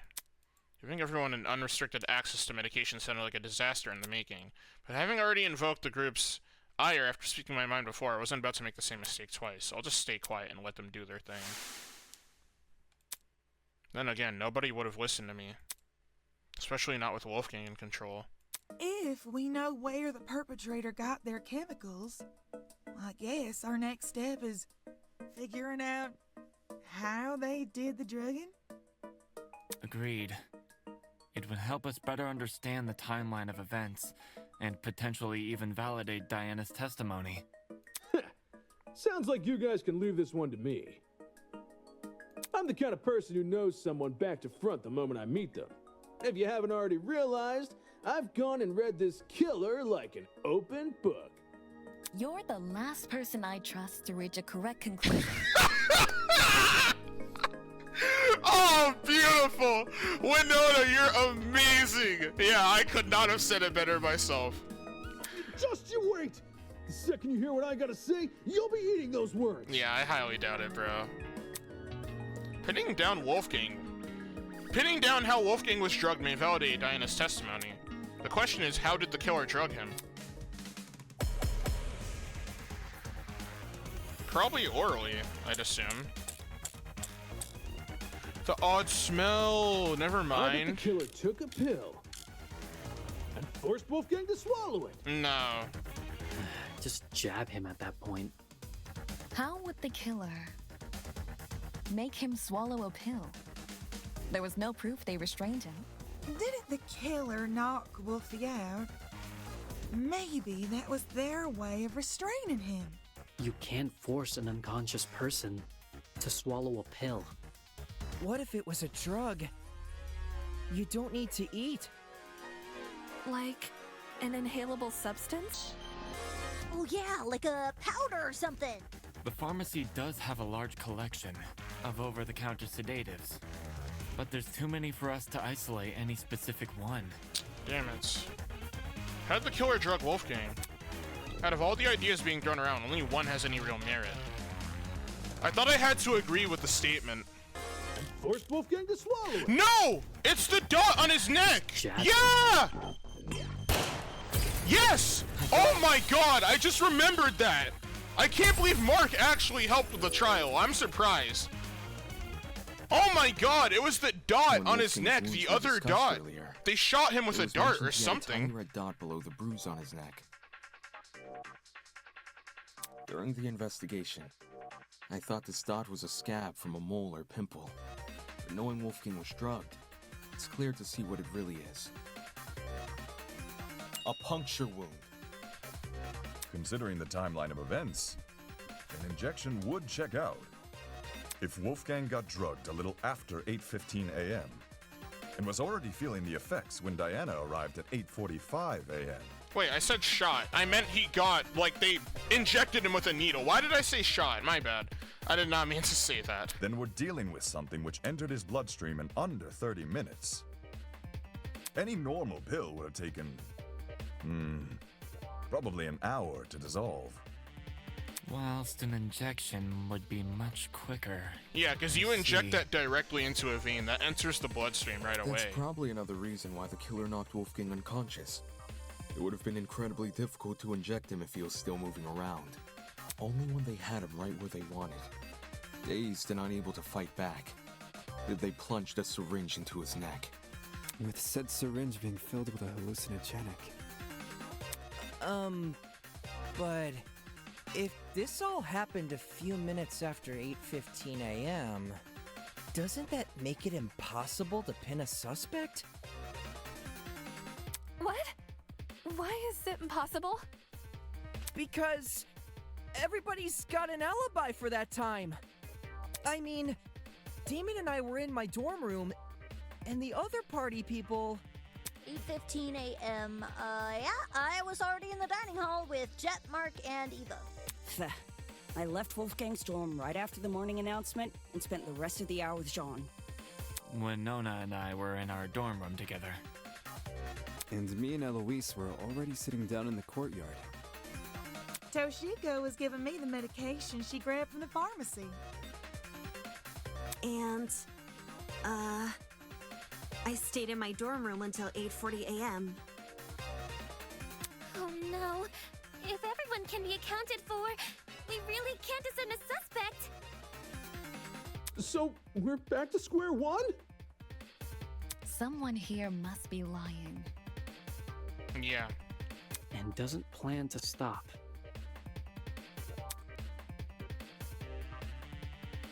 What's screwing us over here? Is there a part of the mystery we're getting wrong? Or could it be we're overlooking something? It was ruled out as having no relation to the murder because the wires didn't touch the water. But the position of it, the fact that it's destroyed, the timing of the blackout. One coincidence is easy to weigh off, but when it's coincidence after coincidence after coincidence, then there's something more going on. There's something more to the generator. If everyone has an alibi for 8:15 a.m., is it possible the killer never actually attacked Wolfie at that time? But his little note said to come by at 8:15 a.m., didn't it? Ingrid, do you remember what you said when we couldn't figure out who stole Desmond's taser? To be honest, I'm drawing a blank. You suggested we switch subjects and discuss Wolfgang's injuries instead, which we did. As a result, we ended up unraveling more about the case than if we had stuck to the original topic. Right now, we're at a dead end. If we can't get any more leads out of this current discussion, then that's a sign to switch our focus. Switch our focus to what? I want to take another look at Diana's testimony. Mine? Back when you were describing Wolfgang's death, something stuck out to me.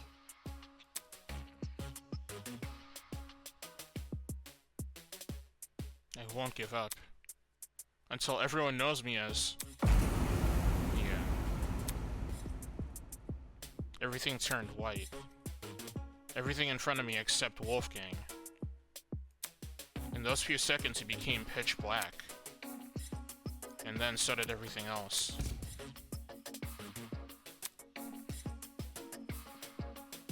The flash of white Diana described must have been the generator exploding, with the darkness afterwards being the blackout. Think about the order of events there.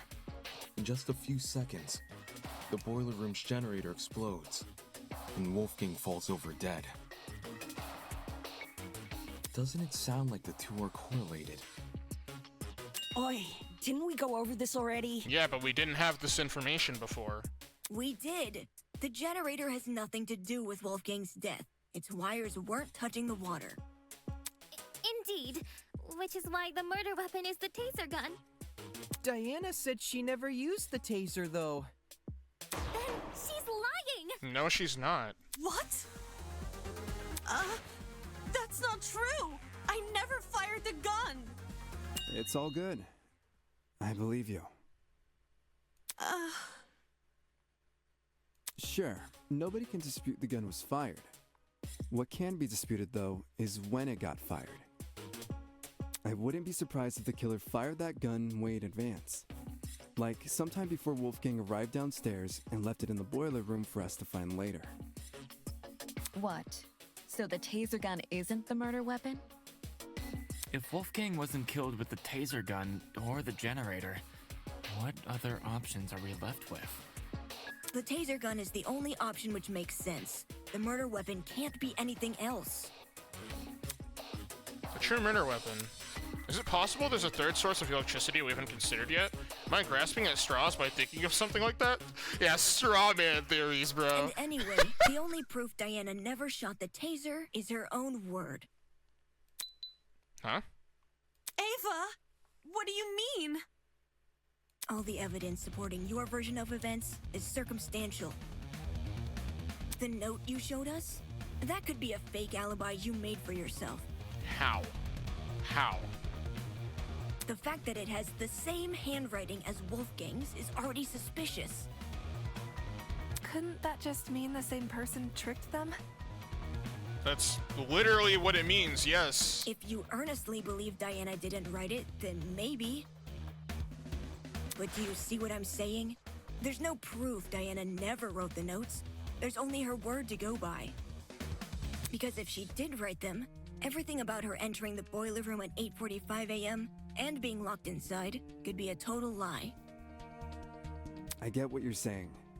But if we run with the idea that Diana was the one waiting for Wolfgang all the way back at 8:15 a.m., then we're stuck with the issue we had last time.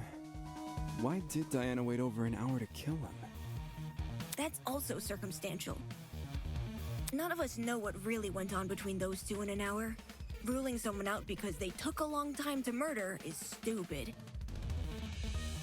Without context? Sure, I'd say the same. But since the boiler room is unlocked, anyone can enter. If Diana knocked Wolfgang out, then she took over an hour to kill him with that info in mind. Okay, but who would enter? No one wants to make a detour down some gross, freaky-looking basement. The boiler room is probably the most covert place a person can be. The most covert place? Her words do make sense. After all, I chose to meet Tozu in the boiler room for that very same reason. Diana claims she didn't write the notes, and she claims she didn't shoot the gun. But where's the hard proof she didn't do any of these things? The answer lies in what destroyed the generator. What? Didn't we already talk about that? Nah, bro, we're going back. I need to know what happened to this generator! I need to know! I need to know! All you guys did was discuss theories, never anything concrete. Settling for a theory isn't good enough when our lives are on the line. In the same way Ava can't rule out Diana's involvement in the case, we can't rule out the generators. So, we have to figure out what destroyed the generator? What should we do? Just throw out ideas? It's what we've been doing this whole time. Oakley dokley. All right, everyone. Let's put our thinking hats on. If we work together, we'll unravel this mystery for sure. Ready? On your marks, get set, go!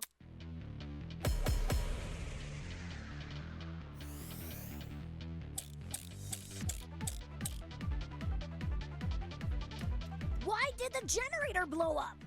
Could have just been an electrical fault. So, a coincidence? Is this the best situation? To be waving stuff off as a coincidence? Did the killer throw something at the generator that made it explode? Perhaps it's the fault of the taser gun?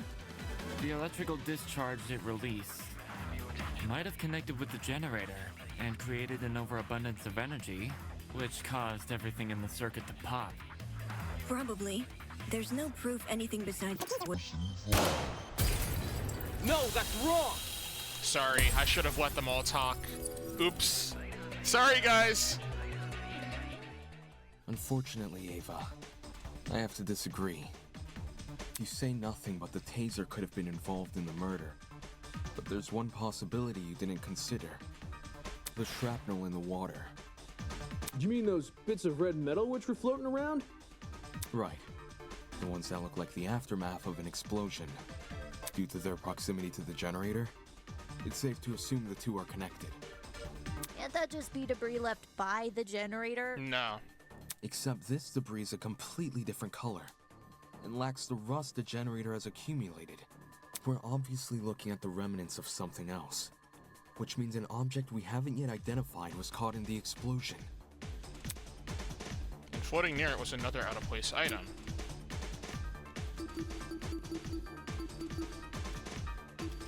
This is it. In the water was also an extension cord, half of which had been burnt away. Huh? Did the cord get caught in the explosion? Seems that cord has the misfortune of floating around the wrong place at the wrong time. From what I saw in my investigation, the building's extension cord supply seems to be kept inside Storage Closet D. So in a way, yeah, it was definitely in the wrong place. Storage Closet D, huh? It was hard to make out much of it in the dark. And after the power came on, Kai came screaming for us to leave our closets. but I do recall seeing some extension cords peeking out from behind a shelf. Since we already know the killer raided one storage closet, anyone else willing to bet they raided this one too? The hell did they need an extension cord for? Probably something involving the generator, given its proximity to the cord. Same thing with the red bits, even though we don't know what they are. The red shrapnel. It definitely isn't debris left by the generator, so what exactly is it? So far, nothing in the boiler room can be directly tied to the shrapnel. At least not any of the clues that have already been discussed in this trial. If I were to flip my thinking and consider the clues we haven't discussed yet, there's no proof what I have in mind is related to the shrapnel, but when all other options are ruled out, I can only turn towards the one that hasn't. The one thing the mysterious shrapnel might be related to. I don't know what he's talking about. I'm timed.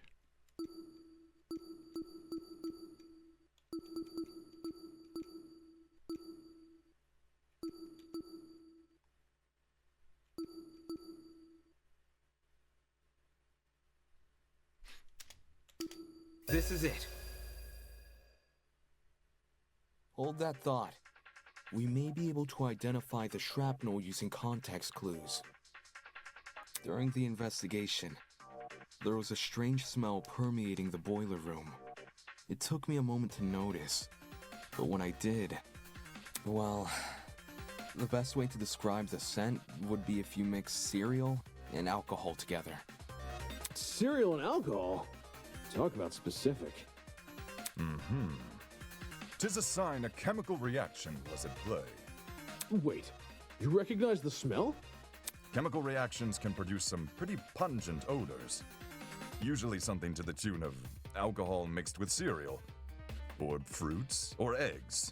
I noticed the smell going into the investigation, but it had completely slipped my mind until now. Could it be a chemical reaction was caused by the taser? The gun never touched the water.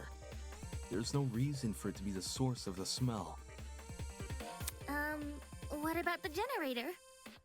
Considering the state of it, that generator would smell more burnt than anything else. If the chemical reaction can't be explained by what we already know, like the generator or the taser gun, we need to consider the possibility that the explanation is the one piece of evidence still evading us, the shrapnel. Can someone translate this into less complicated talk? Why don't you just be smart? Critical thinking, bro. Come on. It was just a long-winded way of saying he's using process of elimination. I know it sounds like a stretch, but if you follow this line of reasoning, a lot more questions start getting answered. Think about it. If the smell and shrapnel are linked, then whatever object the shrapnel belongs to must contain chemicals. So we're looking for a metal object, which is also packed with chemicals? Surely something like that would be kept inside the pharmacy. Looking at my notes... When we originally visited the pharmacy, I recorded everything I saw. A bright red metal object would have definitely caught my eye, but I don't see one written here. I got lots of metallic objects in my dorm room, but nothing chemical. Just big old slabs of metal.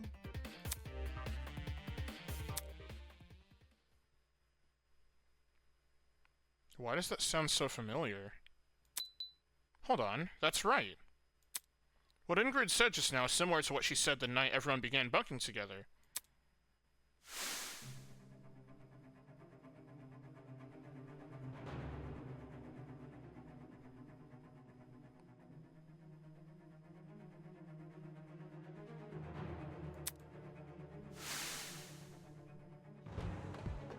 At the time, people were talking about their dorm rooms being themed around their talents. Could it be? Could the shrapnel actually be the remnants of the unique device that guy boasted about having in his room? The only way to know for sure, who's that guy? is to put you on the spot. I don't know. I don't know. Let me think. Guys, there's no way it's Jet. There's no way. Based on what I said before, that Wolfgang had the sheep's badge and that he has a wolf on his... Come on, man. And he did boast about... Dude! Oh my god! There's no way! There's no way!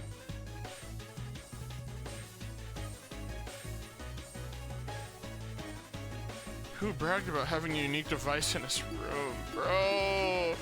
There's no way! There's no way it's actually him! It has to be you! Jet, I need to ask you something. What's up? Can you tell me what's inside your dorm room? Like, a full-on list? Whatever works. Sure thing. I got a pretty gnarly collection of parts and accessories. Blind spot mirrors, lithium batteries, wheels, spare brakes, you name it. Oh! I even have the legendary mantle from the 1984's Grand Prix winning Speedster. That's what I was hoping to hear. The lithium batteries. Cool. So, why'd you want to know? Unless... Wait, I'm not being suspected, am I? No. Don't try to rope me into this, bro. I've got nothing to do with the murder. I know you don't. You have an alibi. The only reason I ask is because that mysterious red shrapnel may be the remnants of one of your lithium batteries. What? I see. A lithium battery might explain the smell in the air. And lithium? That's an explosive substance. Yeah. If it made contact with water, gosh, you'd be left with a mess and a half. Wouldn't someone have heard an explosion, though? We did. I did. Really? Yes, we all did. During the tournament, right before we lost power. Oi, that's right. That was a boom. Wait! I remember hearing it too! I initially assumed the generator made the noise somehow. But if Jet's car batteries contain an explosive substance... Hey, Jet, were your batteries bright red at all? Maybe? You don't know for sure? I never took the batteries out of their packaging. The packaging isn't red, I can tell you that, but the actual batteries? Yeah, I got nothing. So it can't be proven beyond a reasonable doubt? Pretty much. Well, what's the reaction time of a lithium battery? The reaction time? Yes, you dunce! When a lithium battery hits the water, how long does it take to combust? I think, once we know that, we can decide whether or not the battery is relevant to the case. A lithium battery would be an almost instantaneous reaction, I'm pretty sure. Lithium isn't a metal I've worked with, but it got beat into my head never to mix it with substances it doesn't like. All that electricity, the battery would have let out when it hit the water. It must have went straight into poor Wolfie. There's warning labels on the battery for a reason. Okay. If the reaction is instantaneous, then the battery would have entered the water only seconds before the generator exploded. That's really weird. Is it? Yeah, how did they do that? According to Diana's testimony, when the explosion happened, she was still holding the taser gun. In which case, who threw the battery into the water? Huh. Good point. We can rule out Wolfgang, since the Blackens can only be a student who kills another student. And Diana. It was only Diana and Wolfgang in the boiler room, so unless Diana herself was the one to throw the battery, then the battery can't play a part in the murder. I I didn't throw the battery. I promise. The shrapnel and the generator are too close to comfort. They must be correlated. I'll admit that Diana throwing the battery is a possibility, but that's all it is, a possibility. There may still be another way for the battery to enter the water, and until I've ruled that out, I won't settle for the culprit. I won't settle for a culprit just yet.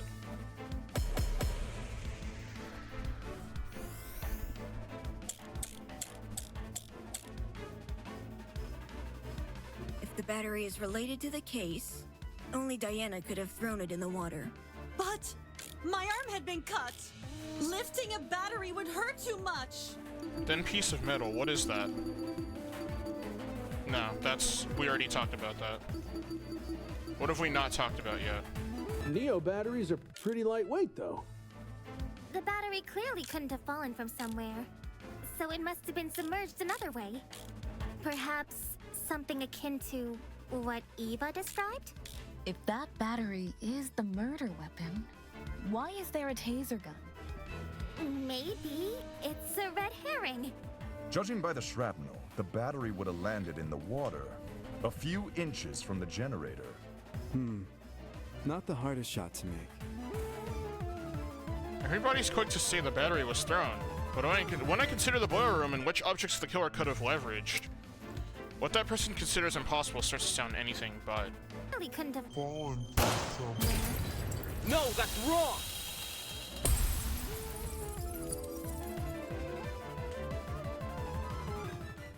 No. The battery might actually have fallen from the generator. What makes you say that? The shrapnel's position in front of the generator suggests there's a correlation between the two. However, it's unlikely Diana threw the battery at the generator. Not only is the boiler room difficult to see in, the generator is positioned far enough from the concrete platform that Diana, with her wounded arm, would need to stand on the platform's edge to make the shot, which would obviously put her in danger of being attacked by Wolfgang again. Yeah. Wolfgang was really close. He could reach over to me if he wanted. If the battery hadn't been thrown, the only other possibility is that it fell down into the water. And considering the layout of the boiler room, what else could the battery fall off of? Except the generator. Are you saying the battery was sitting on top of the generator? Not on top, but maybe.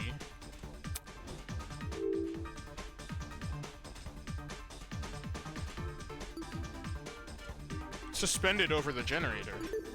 I got it. The battery may have been suspended over the generator. Suspended over? Yeah, like hanging over it. If the battery was suspended by something, then the presence of that item starts to make a lot more sense. The cord. This is it. The killer could have tied the extension cord around the battery and slung the battery over the generator. If the cord and battery were tied together at the time of the generator's explosion, it would explain why half of the cord had been burned away. The more you explain it, the more unbelievable it sounds. What if that's the point? Maybe the killer chose a crazy method because no one would believe it. I don't see how weaving a cord into the mix is any more beneficial than leaving it out. If anything, the cord adds extra weight. Which would be especially inconvenient for Diana, because her arm is bleeding. Right. It wouldn't benefit Diana to hold the cord. So, what if she didn't? Yeah, I don't know why they're suggesting that she was holding it. She wasn't holding it. Something else may have been supporting the cord instead. Something like what?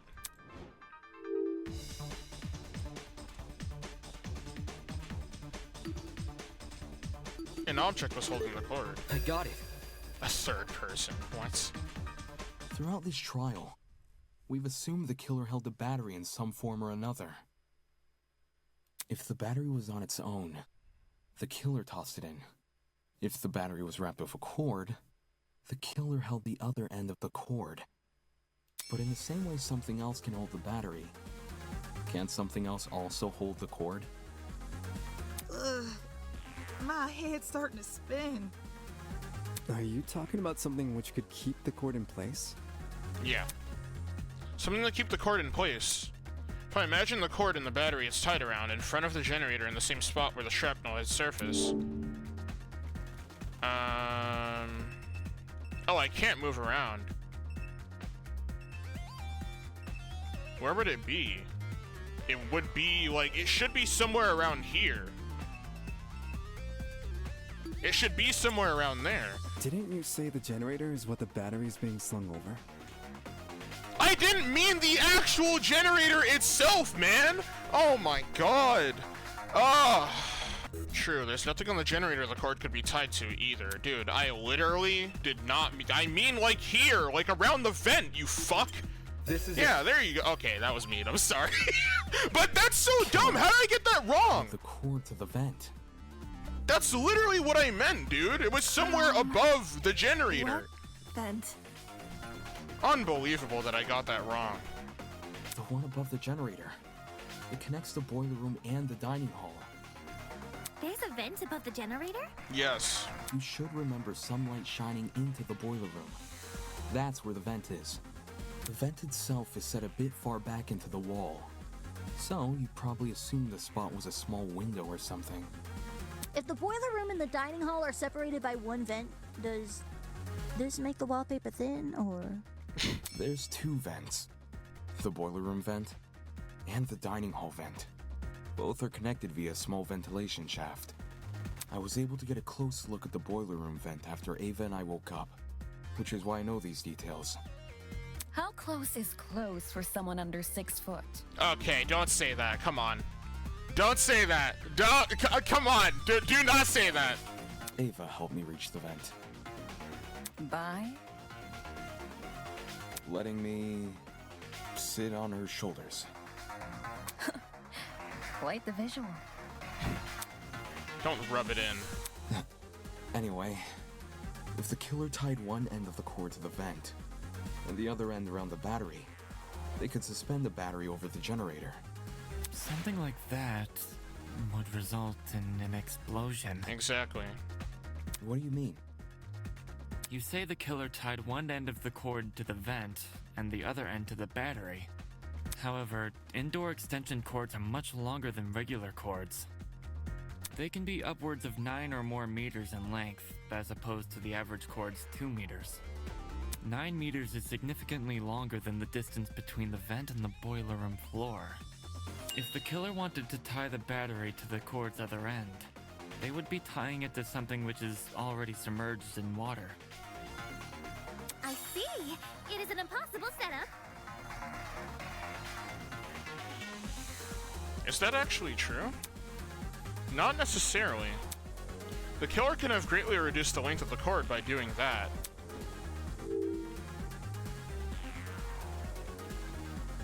They just cut the cord. Cut the cord using what exactly? Damn it. Okay, that was stupid of me. I should have read the other options. Ah, sorry guys! Scissors? That's what anyone would use, right? No, you fool! And where exactly did these scissors come from? Could have been the storage closets. They're packed with tons of stuff, so... No. Well, I've been through those closets twice now, and I never saw scissors. Not even pliers? I didn't see pliers either. Could the cord have been cut with Wolfie's knife? No. You believe the victim set up the murder trap? So this whole thing was a suicide mission? Oh my god. That's definitely not the case. How long was that, dude? That was great. Okay. I got it. Yeah. Sorry, I should not have answered so fast. The extension cord is pretty thin and flimsy. If the killer wanted the battery to be secure, they need to wrap a lot of cord around it. Probably to the point there wouldn't be much spare cord remaining. Which is a good thing, because this spare cord is what the battery will be suspended by. Yeah. So long as the spare cord isn't too long, the battery will sit safely above the water. And they couldn't even test it. So much effort.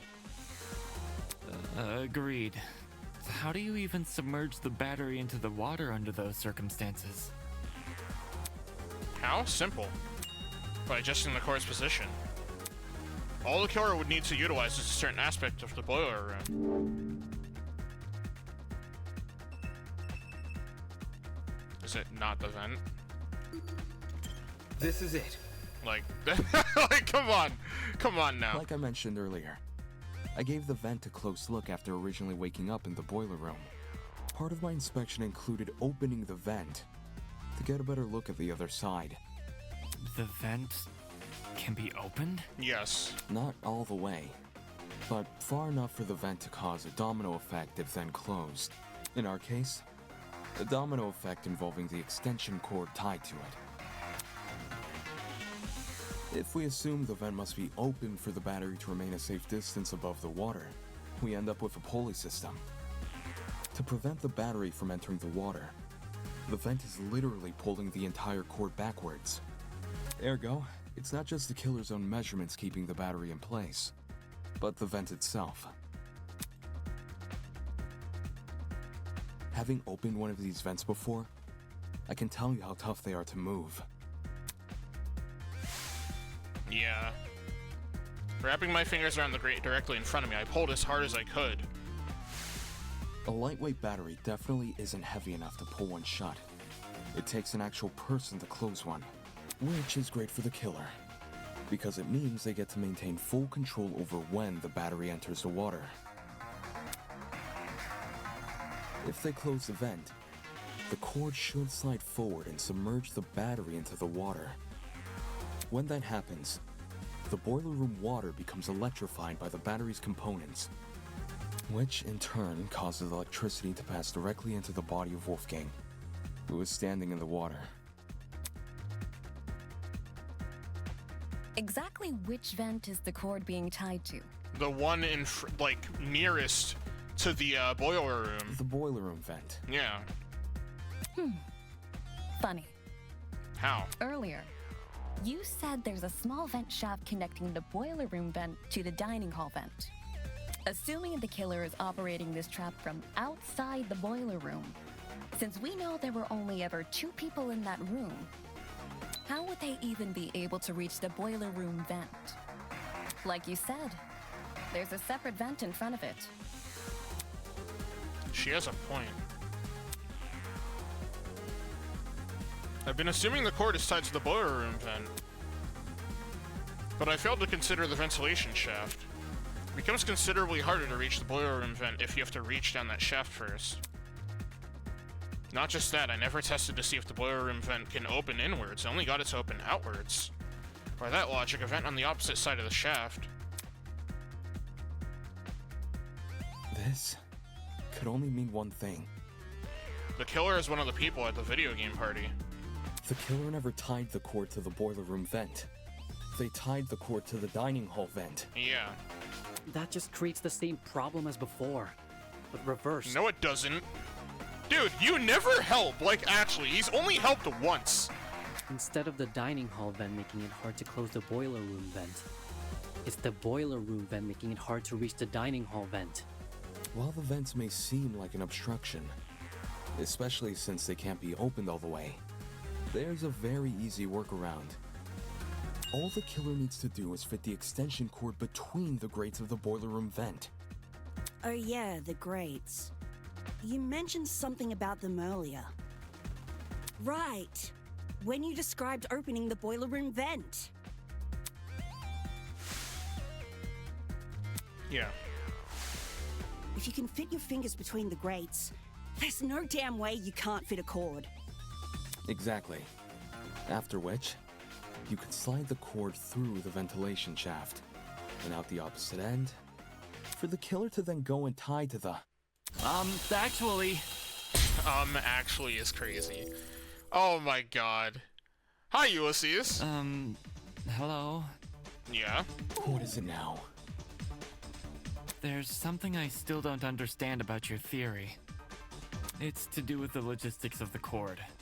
The logistics? Its size. We're back to discussing this again? Never mind. I'll find a way to combat his argument, like I've done countless times already.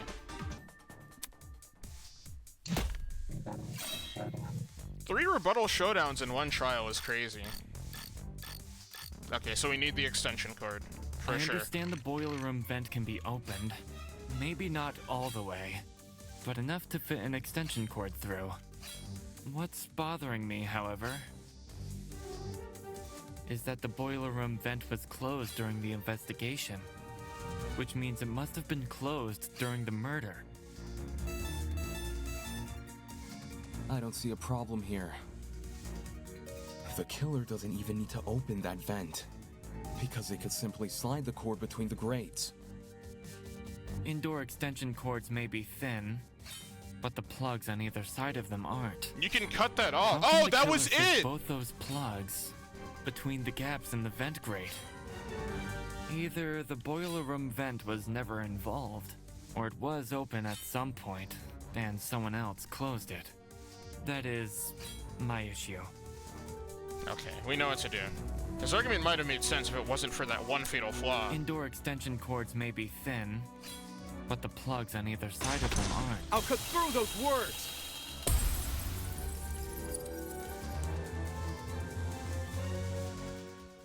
If you insert the cord through the boiler room vent first, it's possible to fit the cord through. You just need to start with the internal plug. Oh, that is true. I didn't even think about that. Wow, my argument was wrong, but I still got the right answer. That's crazy. The cords in Storage Closet D have a slim internal end. This can easily be slid through the gaps in the vent. Once the killer ties the cord around the dining hall vent, presumably with a knot, the cord won't be at risk of sliding back out either. I see. When put like that, whether or not the boiler room vent was closed isn't really relevant. Yeah.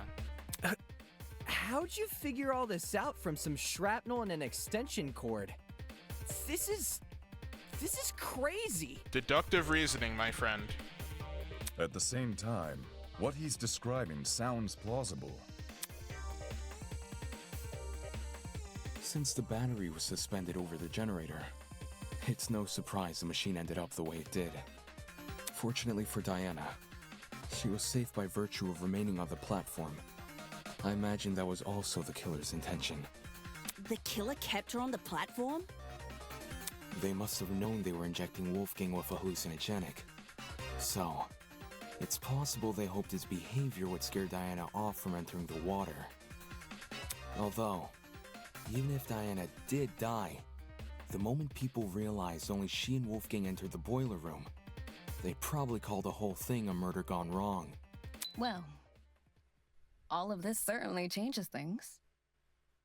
Huh? If the killer is someone who needed access to the vent, and needed to be operating from the dining hall, then everyone who attended the tournament is a suspect. Exactly. What? No way! One of the tournament attendees is the killer?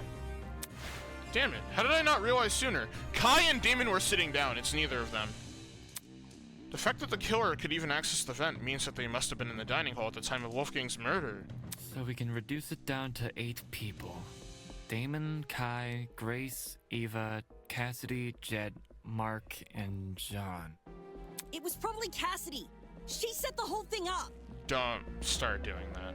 Please don't be stupid. Hey, I was only trying to improve the mood. It wasn't me. I was playing a game with Damon when the lights went out. I had to play music. Me too. You never touched my equipment. I meant I was watching Kai and Damon play. I was spectating as well. Me too. Yeah, notice how Jet hasn't said anything. Me 3! And Cass 2, I think? I was too focused on the game to remember who was or wasn't there.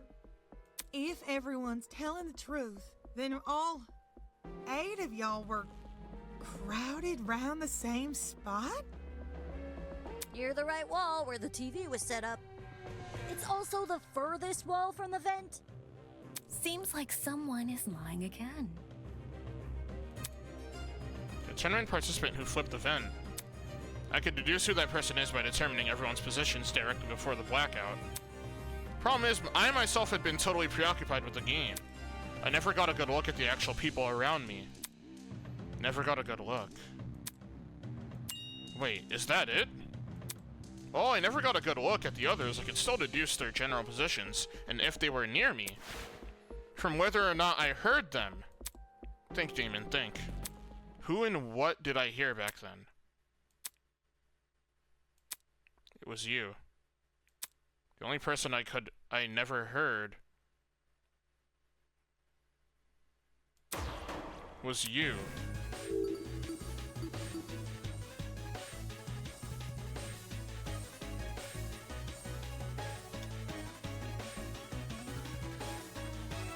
It wasn't Jed. Okay. Oh my god. Ah! Okay. Let me think. Who was not heard? Who was not heard in that CG? John definitely said something. Kai said something. He was playing. Was it Grace? I don't remember Grace saying anything.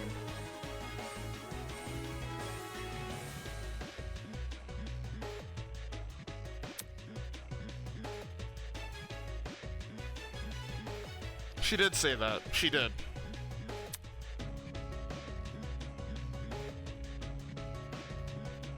Oh my god, I can't remember. This happened 3 days ago for me, guys. I can't remember. I'm trying so hard to think. I can't.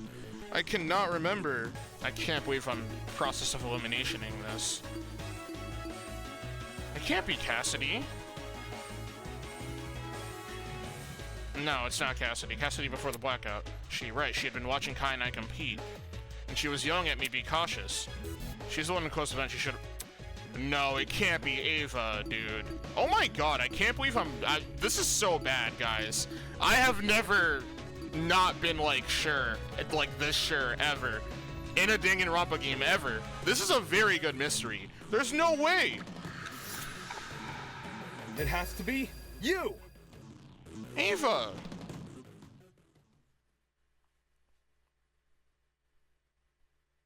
The killer is Ava.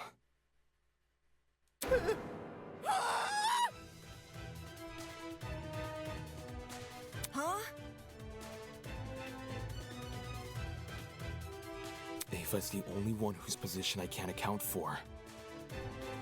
Mark was mixing a track at the time Kai and I were playing a game, so I know he must have been stationed at his pad. And everyone else? I remember hearing their voices over the sound of the game. Everyone, except Ava. In fact, the last I saw her, she was standing in the corner of the room with the vent. So Ava flipped the vent? Oh man! And the reason no one heard it is because the music was too loud! Don't blame me. I was just doing what I was told. No one's blaming you. We're all in on Eva. Care to contribute anything, Eva? I didn't flip the vent. Well, Damon says you did. Damon says a lot of things.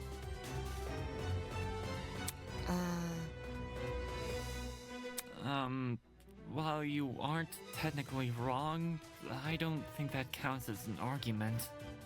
His theory is full of plot holes. He just refuses to point them out. What plot holes? The cord. What? In retrospect, you were so quick to accuse me that you overlooked a huge problem with the cord. If I'm the killer, how did I dispose of it? Trick question. You left the cord tied to the vent. What then? It unraveled by itself and fell into the water? Yeah, you got me there. This guy does not contribute to anything. How did Eva get rid of the cord? I'm sure it's possible if she knew to untie it at the right time.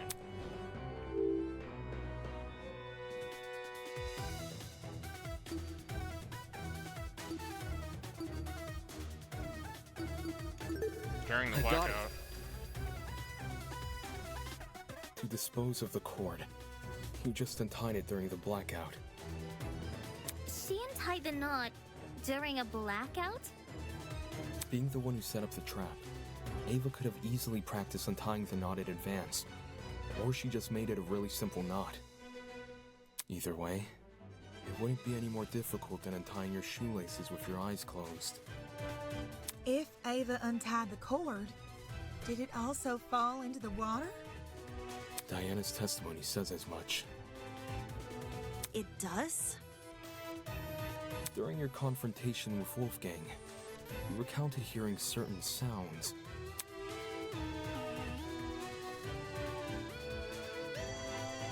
Yeah.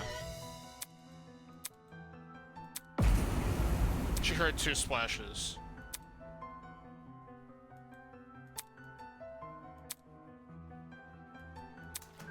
Yep. The first sound was obviously the battery exploding. And the second, when you first recounted the story, you said it was the sound of the knife hitting the water. But why would a thin knife make such a big splash? Then, do you think... It's the cord. What really caused that sound was probably the extension cord falling into the water. When you say it that way, it does seem likelier. I should have known. The kid who lied about her talents and tried to lie about the Tozy trinkets. I should have known. I should have known only Eva fucking Sadaka would kill Wolfgang! You're right that Eva's lied to us several times already. But she's just a mathlete. How did someone like her come up with something this complicated? Dude, saying that? Okay, I'm not gonna say anything. Her talent would give her the upper hand in all that measurement nonsense. Even so, the sheer volume of items Eva had to steal. She's been under heavy suspicion these past few days. How did she sneak into Jet and Desmond's rooms without being noticed? It's impossible. Wolfgang even got mad at me for being late to the dining hall by a few minutes. I've been watched the entire time I've been here. There's no way Jet wouldn't have noticed me taking his battery. Right on. No one steals from me. They already did. And anyway, how could I enter the cord through the boiler room vent when I can't even reach the top of the generator? If anything, you should be suspicious of the taller students. I understand why people are doubtful, but I can't let the conversation continue like this. Eva did in fact have a way to reach the vent. All she had to use... the boxes?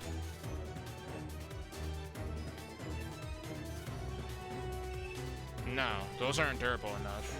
These, right? I have to select something. There's no way it's the boxes. There's no way. Those aren't durable enough. This is it. How?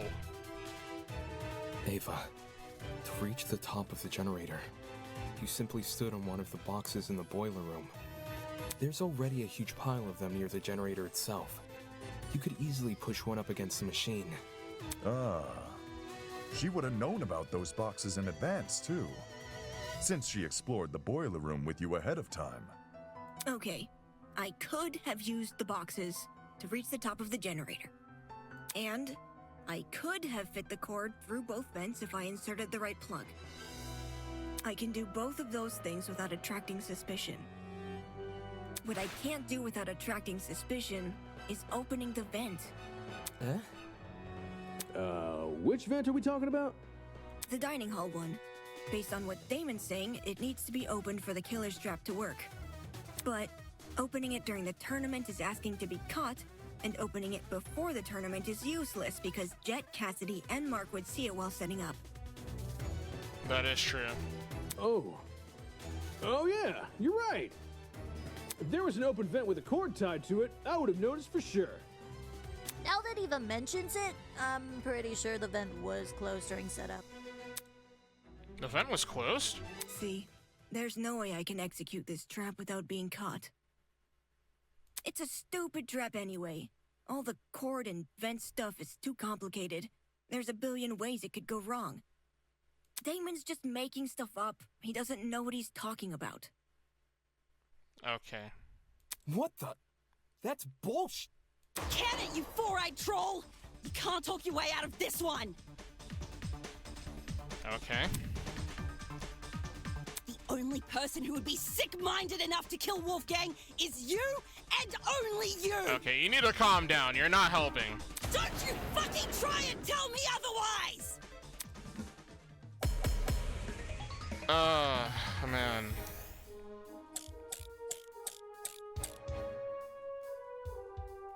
You can't say I'm the murderer just because I sat near a vent. It seems to be pretty good evidence to me. Wolfgang exposed you for the snake you are, and you despised him because of it. You have a motive! Perhaps our understanding of the mechanism is wrong? Maybe it wasn't closing the vent that triggered it, but something else? Do you have any evidence to prove that? Even if this trap was used, you can't guarantee it operated the way Damon described. How so? Well, the battery could have been tied to the extension cord, with a special knot which can untie by itself. After a bit of time passes... There's even less evidence for that! Evidence? No one here cares about evidence. I just happened to be at the game tournament. And now you're saying I'm a killer. Never mind. What was said before? Focus on the facts. Just need to focus. You That was it. I just happened to be at the game tournament. No, that's wrong!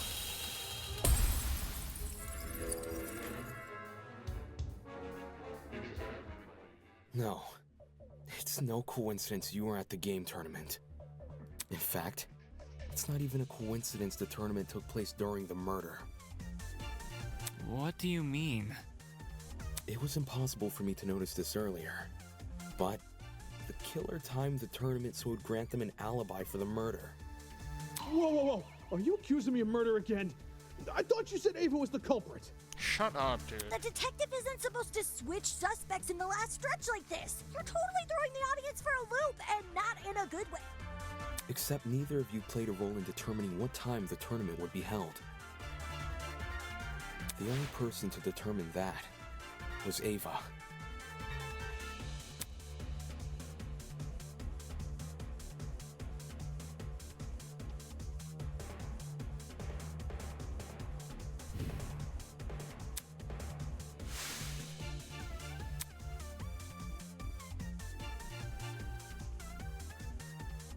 She did say this. When I was training my talent, I did most of my studying at 9 a.m. The brain is most active and ready to absorb information at around that time. I think this effect could help our video game skills. 9 a.m. tourney wouldn't be the first time. Screw it, let's do it. 9 a.m., 1 hour after the morning announcement. Ava knew she would be in the dining hall tomorrow, so when Cassidy announced the tournament, she realized it was a once-in-a-lifetime opportunity to create an alibi for herself. That's insane. How could she have come up with something like that on the spot? It wasn't just for an alibi either. Since Ava knew about the tournament, she could time the setup of her trap accordingly. So to answer a question of why neither Cassidy, Jet, nor Mark noticed the open vent, when I think back on what Cassidy told me earlier today, before the tournament began, I can discern exactly when Ava opened the vent.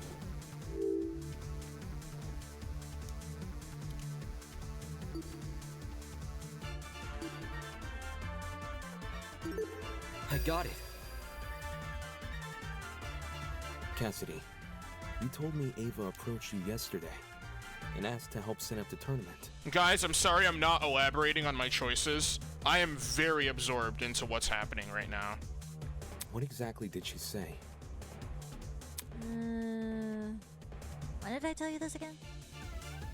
Before the tournament? Oh, now I remember. Yeah, Eva wanted to see what sort of equipment the tournament needed.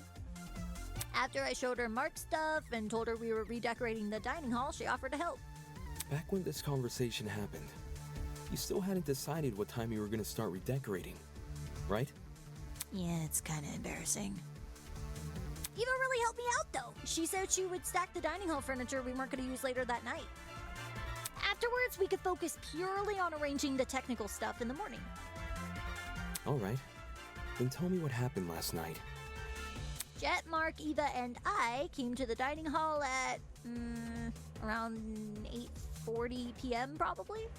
We stacked the table and the dining chairs against the left wall, and the sofas we moved to the middle of the room, maybe a little more to the right.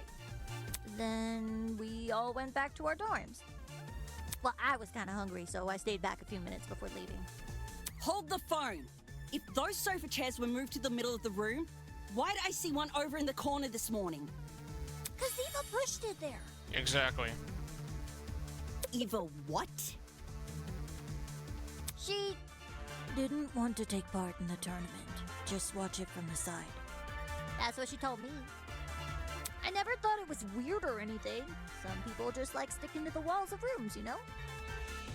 We're talking about the sofa in the upper left corner, aye? The one next to the coffee table.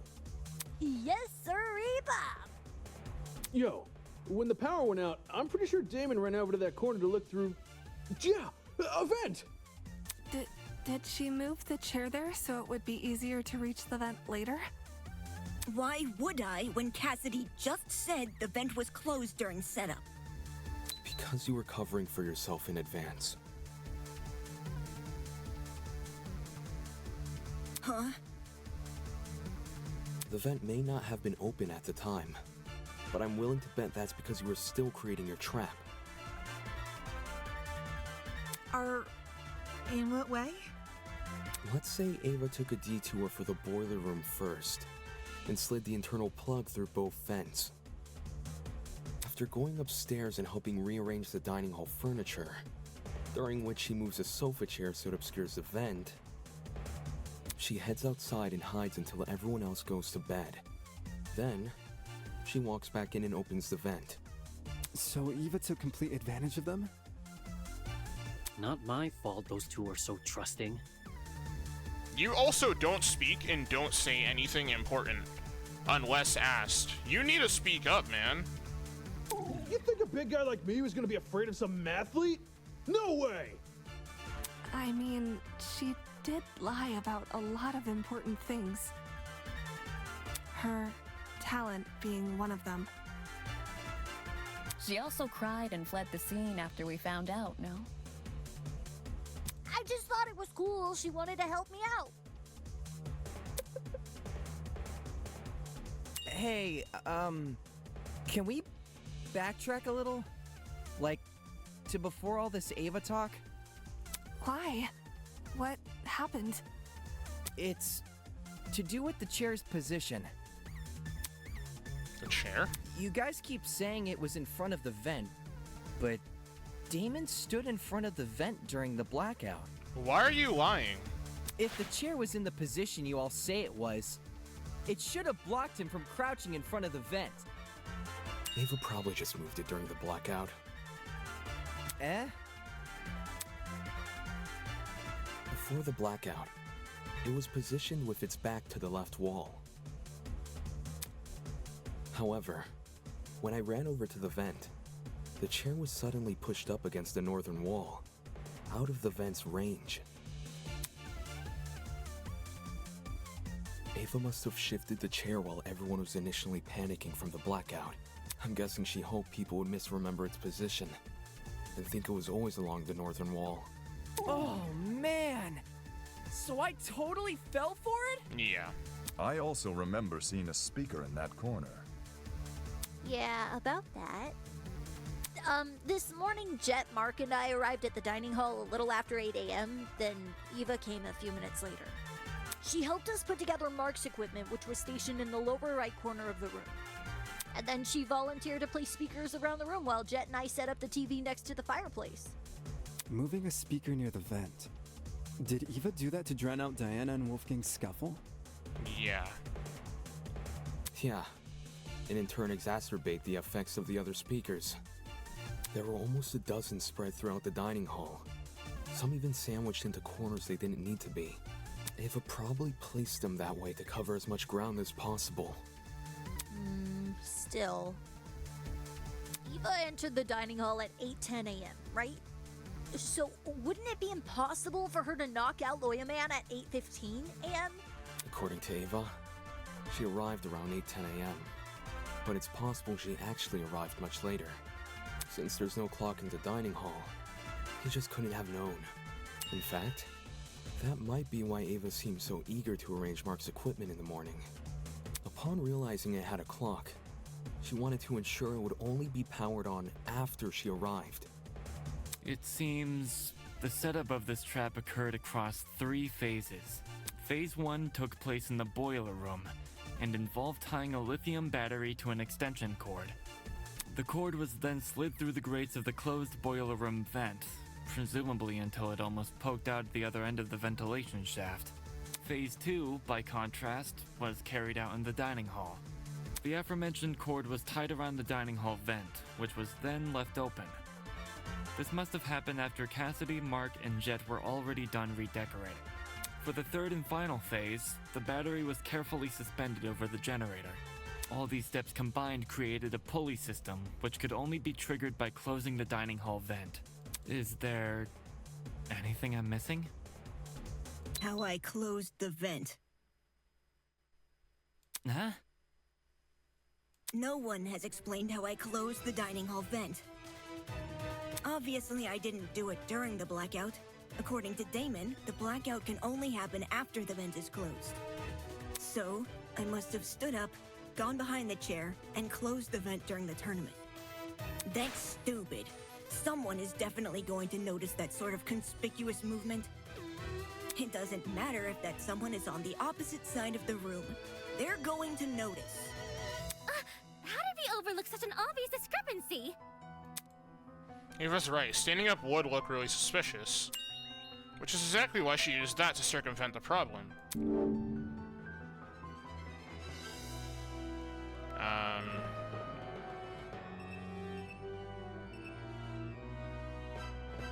Dude, I have no idea.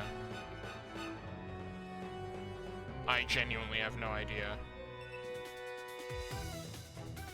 I'm just gonna... This is it. I don't even know what I did. I genuinely don't know what I did. That's the one thing I don't... Bypasses this problem entirely. The location of her chair bypasses the problem? Close the vent.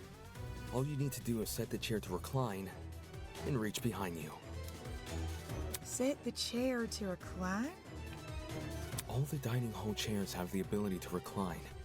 Some were already set to that position at the start of the tournament, including Ava's.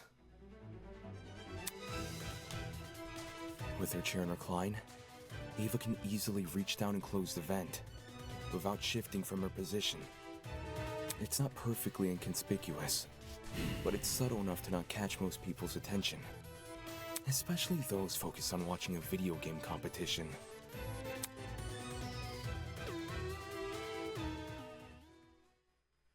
Well, am I wrong? This isn't funny. Just because I was sitting in front of the vent doesn't mean I was the one who triggered the mechanism. No one can sneak up behind you without drawing attention, especially when all the lights were still on. That's just dumb! Where I was sitting shouldn't make me a murderer! Even so, with everything we've spoken about... Everything? Did you already forget what was said earlier? Just look at all the items I would need to set up this murder. The battery, the extension cord, the rolling pin, the taser, the syringe, and the supposed drug used with it. How could I have collected all of those things? Wolfgang and everyone else hated me because I lied about my talent. They were on their guard whenever I was around. You think Jet and Desmond would just let me walk into their rooms and take their stuff? That's true. We still haven't explained how she robbed 2 people's rooms without being caught. Unless you can prove I had the chance to get all this stuff, you can't make me out to be the killer. Fine. I'll show proof. Only you could obtain the items necessary for this murder.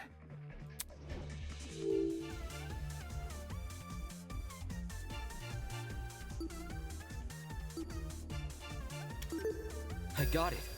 Wow. Ava, you were well aware of the existence of those items. For starters, everyone heard about Jet's battery. It was common knowledge due to his boasting. Wait, so it's all my fault? Ouch.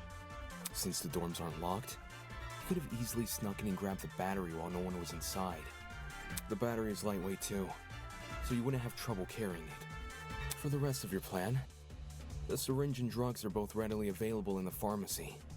And as for the taser, you may not have known about its existence right away, but you still had every incentive to search Desmond's room, because you received his blackmail.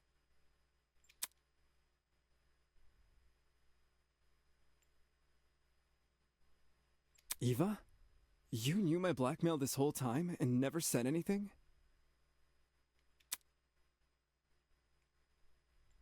So what?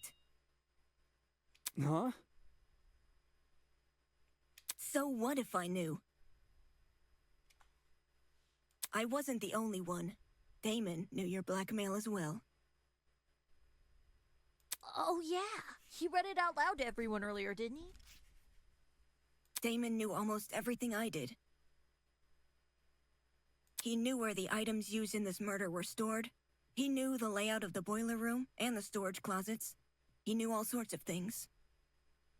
The only thing he didn't know is the one thing more important than any piece of physical evidence. The hell are you talking about? See, you still don't know. You still don't know that we never saw eye to eye. Huh?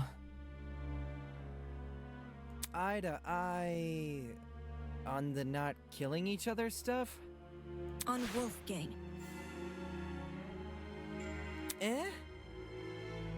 Damon saw the way Wolfgang scolded me and treated me like a bad guy, and he thought I hated him the same way he did. But unlike Damon, I never wanted Wolfgang to die. What the? Whoa! That's a loaded accusation! Not a first for this trial. If you thought you saw the worst of Damon after the dummy trial, you underestimate just how low he can stoop. I practically risked my life pretending to be his ally, but in return, he let me see the extent of his deceitfulness. Which is why I can tell everyone that Damon has Wolfgang's blackmail.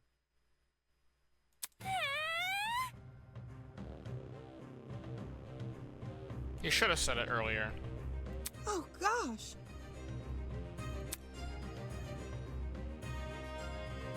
Any reason you didn't tell us this earlier? Well, I didn't think it was incriminating at first. Not even when he refused to come forward about it? That was weird, but I didn't want to make accusations at the time because it could have just been his ego talking. Only after watching him reject the taser gun over this dumb mechanism he made up did I realize I had potential evidence on my hands. Damon, do you have your blackmail on you? Don't worry about reading it out loud or anything. Just show the image. That's all you gotta do. Did Ava really never trust me? Why then did she disclose so much to me? Why did she tell me that she trusts me? It's because I trust you. No, this can't all be at the forefront of my mind right now. I'm on the cusp of bringing this case to a close. What Ava thinks about me shouldn't matter. What she thinks about me. You took my side way back at the beginning, remember? You were the only people who refused to listen to that lawyer, and you helped solve the mystery behind that whole case. No one thanked you, though. I'm really sorry about how things turned out. The other students wouldn't have treated you unfairly if it wasn't for me. Damn it, damn it! This entire time I've been judging the others for how trusting they are, not even realizing I was blindly following the words of a stranger. And now everyone here, they're gonna hold this blackmail crap against me. Even more than if I'd just come forward earlier. Even so, what choice do I have? No one will let the discussion continue unless I tell the truth. Fine. I'll show it. But only the picture, as requested. With those words, I retrieved the envelope from my pocket and pulled out the photo. He's married? Ingrid, Wolfgang doesn't have blue eyes. So, who is this then? His parents?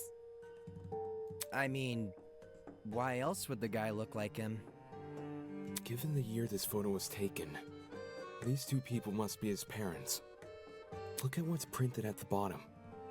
April 17th, 2001. We know how old Wolfgang is because of the student reports. In 2001, he wasn't even born yet.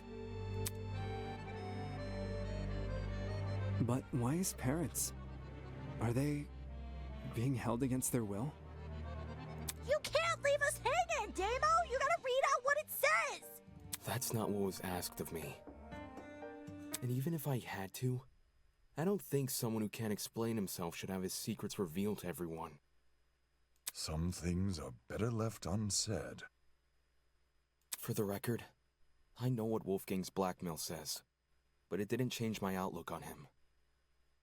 I don't think it's possible for anyone to hate someone like Wolfgang. He was always brave in the face of sheer adversity, and encouraged everyone else to act likewise. Wolfgang challenged me to be a better person. Wolfgang challenged all of us to be better people. And maybe Ava simply couldn't rise to his challenge. Don't listen to him! He's trying to divert everyone from the truth! Even though Wolfgang and I didn't always see eye to eye, my respect for him and his talent never wavered. Why would someone like me harm him? Me, who's been leading this trial much the same way he led the one before. I may have questioned the idea no one here would kill, but that doesn't make me someone who wants to see bloodshed. He does! He does want bloodshed! We have all the proof he's a cold-blooded killer! Wolfgang's blackmail, which he lied about having!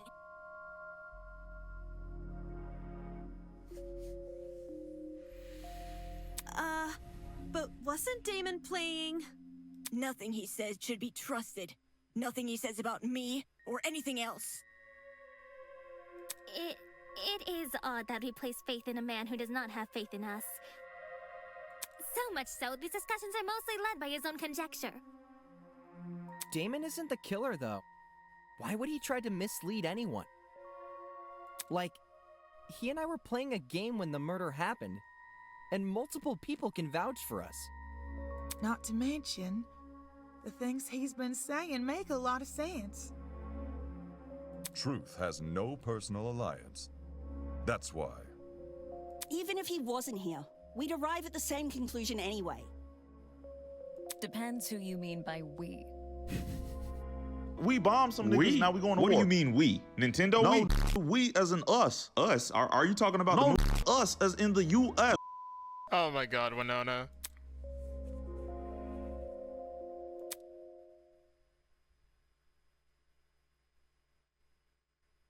Then, you all still think I'm the killer? Someone needs to be voted by the end of this. Don't just say it like that!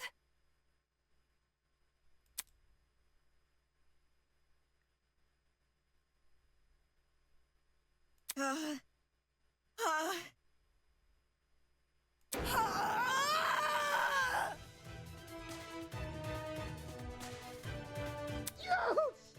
My ears! How would I know? How would I know when to drop it? That's basically a confession, man. Drop what? The battery! Damon says the killer dropped the battery when Diana was already in the boiler room. But how would I know when Diana was in the boiler room? It's not as if I could listen out for her. The music speakers are too loud. That's basically a confession. And the dining hall has no clocks, so it'd be impossible for me to know if it was 8:45 a.m. Right. Only Mark's DJ pad had a clock. Maybe Ava asked Mark for the time. She never spoke to me. We never spoke! I never even got up from my chair! Besides, how could I be sure Diana arrived on time anyway? If you can't explain how I knew when to drop the battery, then shut up and stop accusing me!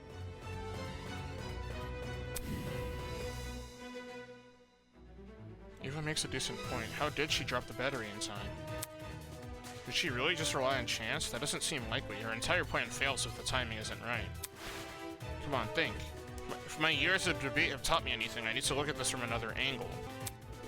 If I just take it from the top, while assuming Ava is the killer, how did Ava know when to drop the battery? She saw Diana enter the room. I got it. The only way the killer would have known when to spring their trap was by seeing Diana enter the room. Any uncertainty would ruin the plan, and the dining hall was too loud to hear anything over. So where did she watch Diana from? There's only two possible places.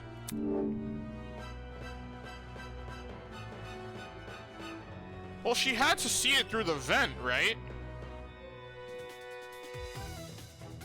She had to have seen it through the vent. Trying to look into the boiler room through the vent is impossible. Damn it, I don't have a lot of chances left, guys. I gotta wrap this up. Okay. If she saw through the vent, it could reflect off of the camera. Please tell me this is right, please. This is it. Oh my god, how? How is that correct? It's impossible to see anything from the vent. What? Which means the only way anyone could see into the room... Oh wait, they mean she had access to the camera? ...was by using the school cameras. How would she have access to that? Say what? I don't understand how, but Ava must have used the camera. No, that's a stretch. Is she working with the kidnappers? Are you kidding me? How the hell would I have access to the camera? In order to actually see what was happening on the security cameras, what would Eva need access to? Naturally, it would be something... It would be some sort of screen. Her game console! A screen, huh? Thinking back on all the various clues we've discussed, I can't pinpoint anything which could provide an answer to that question. Feels like deja vu, doesn't it? When all other options are ruled out, I can only return towards the one which still remains. The one we have yet to discuss. Ava, it's time I bring an end to what you started. For better or worse, this one will be your final lie.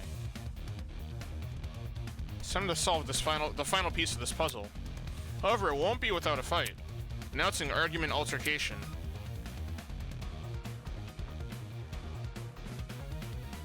Man. In this game, you and your opponent battle each other in a bullet hell extravaganza. Dodge at your opponent's attacks, shoot down their arguments, and solve the case. Use the WSD keys to move and spacebar to fire noise bullets. You can also focus by pressing the left shift key, which will slow down the battle. Your opponent will fire their own bullets, so be sure to use your abilities to strategically avoid damage. They will also make statements of their own, which will appear as orange text. Oh, and they start the game with a shield, meaning they cannot be damaged by any means. But worry not, you can weaken their shield by breaking their statements with your bullets. Breaking their statements also charges your mega bullet. You'll want to fire the F key for that one. Why? Well, it's the only way to damage your opponent. If you miss, don't worry, just break more statements in order to recharge your mega bullet. After a certain amount of hits, you will progress to the next stage of the battle, and your opponent will become more frenzied and their attacks even wilder. Once they finally run out of HP, your opponent will then ask you their burning question. Press the WC keys in the correct order to solve the case, so it's like SDR8 too. Okay. If you fail, you have to start over from the last stage of the battle. However, losing all your HP will force you to restart from the very beginning, so it's just you don't do that. This is quite a lot of information. So feel free to press F2 in order to refresh yourself. Would say have fun, but your life actually depends on it, so get going. I can't believe this. Wow. Wow, they were not joking. It's Damon who's suspicious. Why would I kill anyone? Oh, I can move Damon around. who's Okay. suspicious. Okay. I get it. Anything. Wow, this is actually cool. Why would I kill anyone? Okay, so her shield is gone. Proof I killed Wolfgang. Oh god. Oh god, I'm taking so much damage, dude. Why would I kill anyone? So those are gonna explode. Oh no, they're not. Why would I kill anyone? Who cares about the camera? It's Damon who's. I can't believe she actually had access to the school cameras. There's no proof I killed Wolfgang. Oh wait, I'm not doing this right. Shit. They Wolfgang. told me how to do it and I'm still not doing it right. What is wrong with me? I'm gonna lose! Okay, let me lock in. Let me lock in. Damon, I thought you trusted me. There's no proof I killed Wolfgang. Fuck. Oh, this is not fair. It's Damon who's suspicious. I'm about to die, literally. Next bullet will kill me. I just wanted to help. Who cares I missed. about the camera? I didn't see anything. It's Damon who's suspicious. Who cares about the camera? Yeah, see what I can do? I literally tried to avoid that. Dude! Why won't you believe me? I didn't see anything. I didn't see anything. Holy shit! I didn't see Dude, anything. she's actually sending out crows to attack me. This is insane. I'm gonna die. I'm actually about to die. This is unfair. I cannot avoid this attack!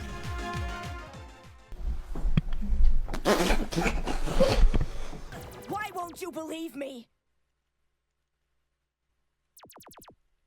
This isn't fair. I just wanted to help.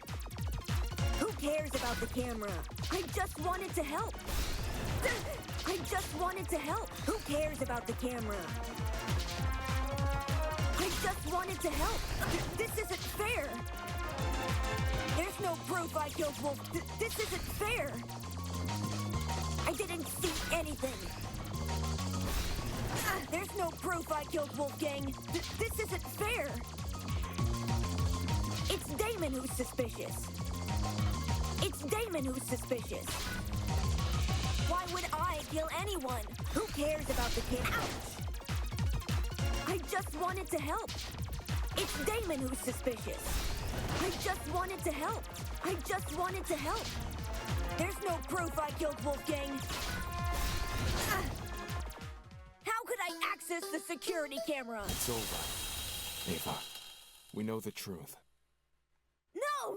Don't kill me! What you said was true, Ava.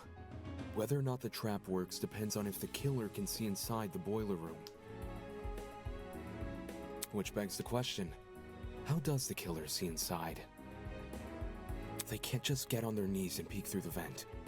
Everyone in the dining hall would notice. Besides, the vent probably offers very little in the way of an actual view of the room. Exactly! It's impossible! Right. It's impossible. From this particular angle. If I switch perspectives, your entire argument comes completely undone. What do you mean? Ava assumes I'm taking only one factor into account. Her position at the time of Wolfgang's murder. Little does she know that in ruling out that factor, she's led me straight to another. A certain item which could have granted her the ability to see inside the boiler room. An item that, like the chemical smell, only makes sense when all other options have been ruled out. The game console she brought with her to the tournament.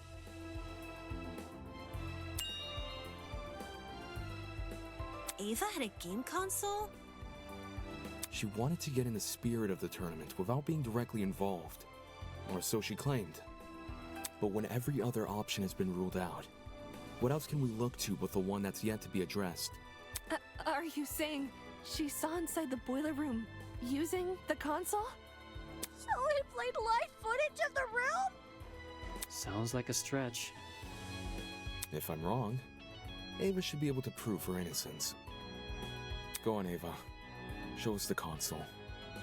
Huh? I don't think she has the console on her, dude. She has to. She never had an opportunity to slink away and dispose of it. Well, what about the blackout? When the blackout first hit, people were disorientated for about a minute at most. Ava likely spent those 60 seconds undoing the cord and moving the chair. Between then and now, she's never been alone. The only exception was when she and I split up to investigate the dining hall and the dorms respectively. However, the laundry room, dining hall, and courtyard all had people in them, so I doubt she hid the console in any of those rooms. And the janitor closet? That room has been locked for days now. She obviously couldn't hide the console there. Which means, it must still be on her person. Like I said earlier, if I'm wrong about the console, you can take it out right now and show everyone its contents. What are you waiting for? Quit hiding the stupid thing and show it! You're just trying to make me look bad. You don't know what you're talking about. You're just jealous of me. You're jealous of me and my talent. That's all you are. Jealous. Hey, calm down. Why not just pull out the console? Yes! Show us the console and then you'll be done with this! No! Eh? I don't have to show anyone anything. That's the most suspicious thing you could say. It's not suspicious. I'm telling the truth. That's obviously a lie. Why go through the effort of mentioning Wolfgang's blackmail if you won't reveal this? Now that I think back on it, Ava had been staring at her console the entire tournament. I thought it was weird, coming all the way over to the dining hall when she could have just stayed in her dorm. Well, where did she obtain this console?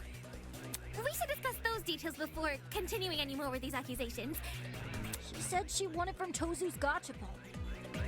Seems natural he would stock that machine with dangerous items. With this being a killing game and all. Between 14 impossible culprits and one possible killer, there's no need to sort out the facts further. Ava, you're the only one we can vote for. That's such twisted logic. You're going to vote for me without being completely sure I'm even guilty? There's no need to be completely sure, if no one else can be suspected. In case anyone still doubts Ava is the killer, I'll go through the case one last time. And once all the pieces are laid out for everyone to see, I'll prove she's the killer, once and for all.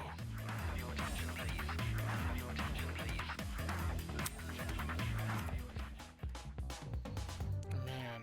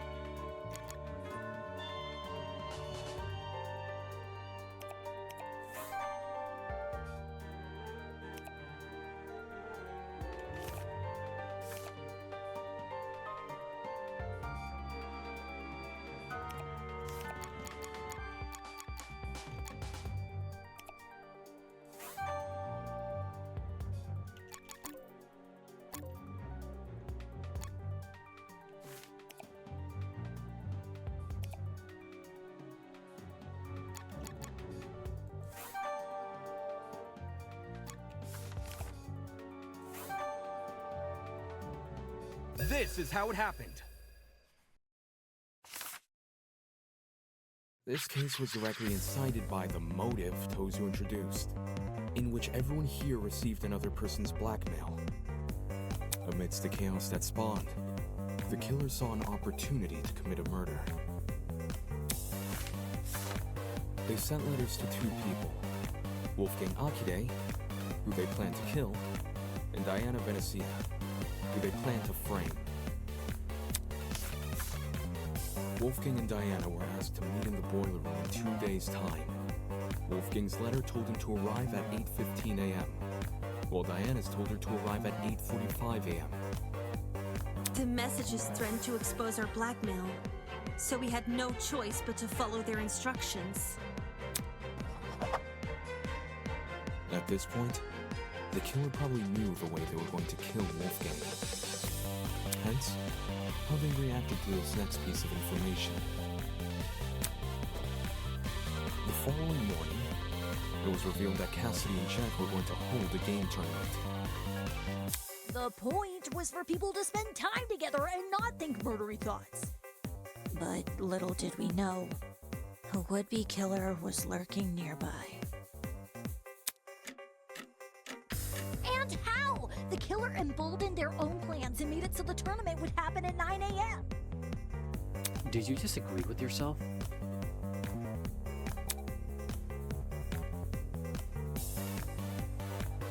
Both Wolfgang and Diana turned down the offer, which must have been music to the killer's ears, since it confirmed their plan was working. The killer took this as a sign to commence the next phase of their plan. Later that evening, they went downstairs to the boiler room and began preparing the murder weapon. Though it might be more accurate to call it a murder mechanism. The killer wrapped an extension cord as tightly as they could around a car battery, which had been stolen from Jet's room. I imagine the battery must have been sitting on top of the generator. Wouldn't want to risk an explosion by bringing lithium too close to the water. The killer avoided opening the boiler room vent for this segment, probably because they knew I'd remember it being closed originally. A crucial part of the killer's plan would involve sliding the cord through the boiler room vent and out the other end into the dining hall. So they could then walk upstairs to the dining hall and tie the protruding part of the cord to the dining hall vent. Funnily enough, the killer was going to be needed in the dining hall very shortly. Yeah, to help Cass and me rearrange the dining hall's furniture. We were saving the whole thing for next morning, but they convinced us to do it that night instead.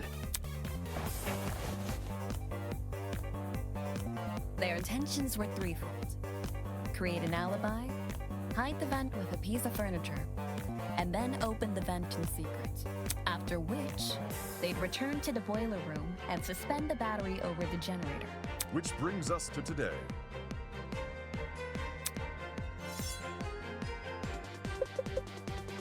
Knowing better than to head downstairs without protection, Wolfgang went to the kitchen and armed himself with a knife. Toshiko didn't notice a knife on him when the two met in the hallway, so he must have hidden it in his blazer. Wolfgang arrived inside the boiler room at 8:15 a.m., exactly like his letter requested. As he was waiting, the killer snuck up behind him.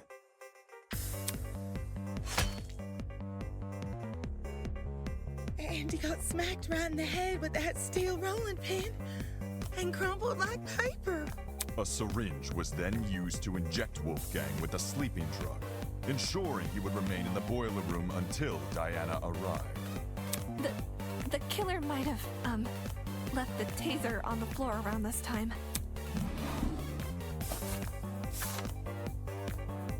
Yeah, the taser they swiped from my dorm. They must have decided to raid the place after receiving my blackmail. If I'd heard about the taser sooner, I could have gotten rid of it, as well as whatever else my blackmail supposedly mentions.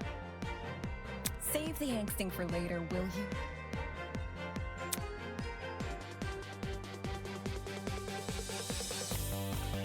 Anyway, Back on topic. Wolfgang was left to lie in the partially flooded area of the boiler room, while the killer ran upstairs to help set up Mark's music equipment. They didn't care about the equipment. They just wanted to put a speaker next to the vent, because it would drown out the fight which was gonna happen later. Don't forget the digital clock! They wanted to get there before that became available. Don't need people knowing what time you actually arrived. My letter said to meet at 8:45 a.m. So that's when I got to the boiler room. I made sure to close the door behind me, just as the message told me to. Bad idea. Killer flipped the doorknob so that the lock was on the outside instead of the inside. You locked yourself in!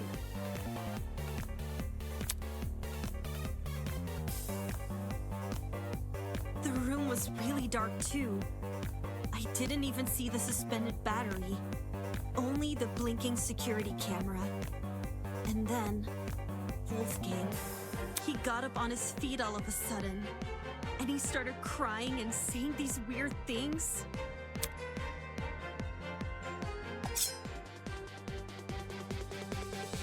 I tried to keep him calm and asked him to come over to me, which he actually did. But the very next second, he attacked me with his knife. The drugs probably gave him a frightening hallucination, and he perceived you as a threat. He was screaming at me, and I was screaming back. No one from the tournament could hear us over the music. At one point, I even picked up the taser, but then I threw it back down again. And that's when the killer decided it was time. Having set their chair to recline, they were able to casually reach down and close the vent behind them. This lowered the extension cord, causing the car battery to enter the water and discharge a huge amount of electricity.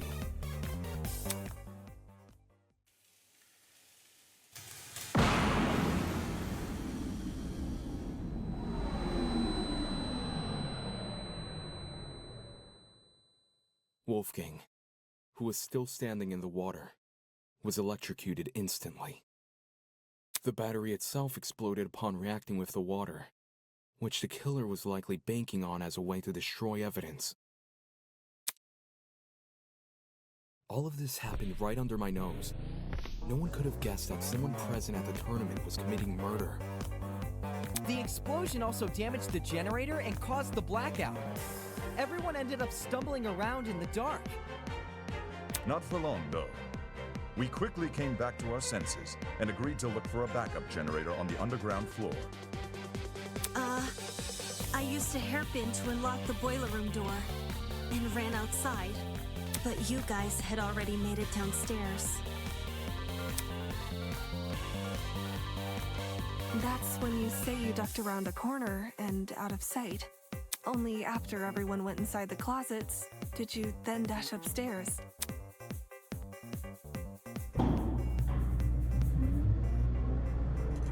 It's a good thing she did. Otherwise, we'd have found her alone in her room with Wolfgang's dead body. We would have wrongly assumed Diana was the killer, and died as a result. This complicated scheme calls to mind only one person. One person who just so happened to be sitting in a certain sofa chair.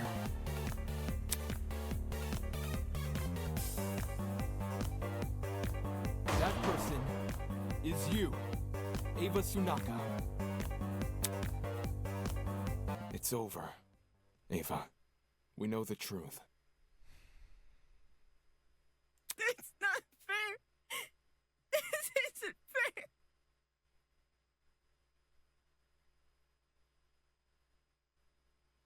This isn't fair.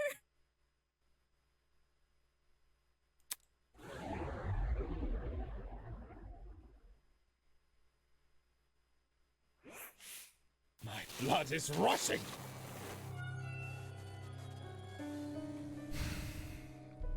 Wonderful, brilliant, spectacular. You have seen beyond the foul lies of the scorned mathematician and delivered the honorable truth with wit and aplomb. I think it's supposed to say Tozen, not Damon Maitsu, but you get it. Well done. This is worthy of praise. Allow me to reward your success with... This isn't funny. Can you shut up? With Tozu's mad ramblings, the trial room had gone completely silent. Everyone was either staring at the floor or sneaking nervous glances at each other.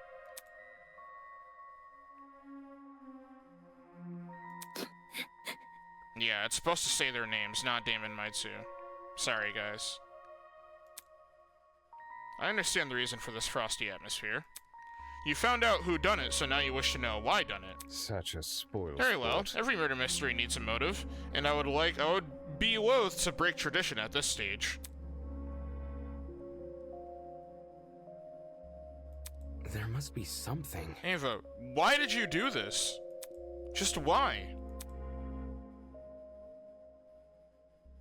Come on. Come on, speak up. You have nothing to lose now. It was Tozu. Huh? Tozu made me do it. This is... What? You... You've been working with Tozu this entire time? Such disrespect. Me and her? Oh, please. If her plan was to secretly infiltrate the killing game, she wouldn't have given herself such an attention-grabbing ultimate title. Rubbish. I mean, seriously? Ultimate liar? Talk about on the nose. No, Ava is just as much of a kidnappee as the rest of you. Son of a bitch! Shut up. You let her get away with breaking the rules. That's proof enough you're in cahoots. Holy! Huh? Ava broke the rules? Yeah, when she blew up school property. Fuck you! Why was I punished for chucking a rock at a camera, but Ava wasn't punished for destroying a generator? Shit. Is Ava the exception that rule is talking about? What? Desmond tapped on the screen of his trinket and conjured a familiar-shaped hologram. With a few swipes of his finger, he located the killing game's rules. Okay, yeah, everyone, take a look at the second rule. Students are not allowed to vandalize any official killing game property, such as the cameras and the Tozu trinkets. Exceptions may apply. That meant if it's related to the murder, dude. You see how it says exceptions may apply at the end?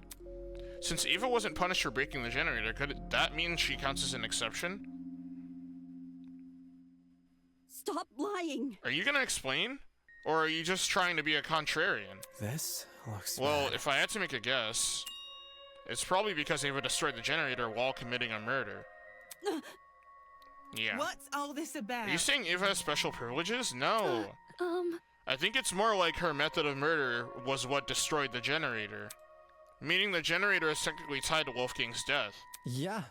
Yeah, which is why Ava was excused for breaking it. Slow down. Yo, that can't actually be the reason. Yeah, it is the reason. I see. And if it were? Brutal. What? You!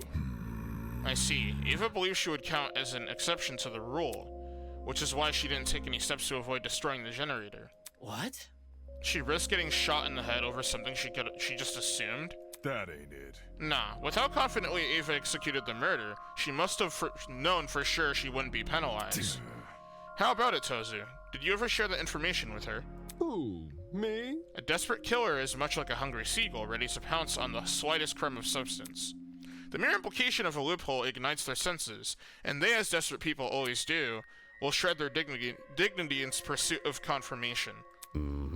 So to answer your question, yes, Ava approached me with the same questions your friends are asking now. And yes, I confirmed her suspicions were true. Not okay! Seriously? That's so unfair. Pathetic. Unfair? Answering a reasonable question is far from unfair. Have you never asked a professor for help on an assignment? Sure, a professor won't do the work for you. But they'll be happy to clear up any confusion you might have. Then why did Ava say you made her kill Wolfgang?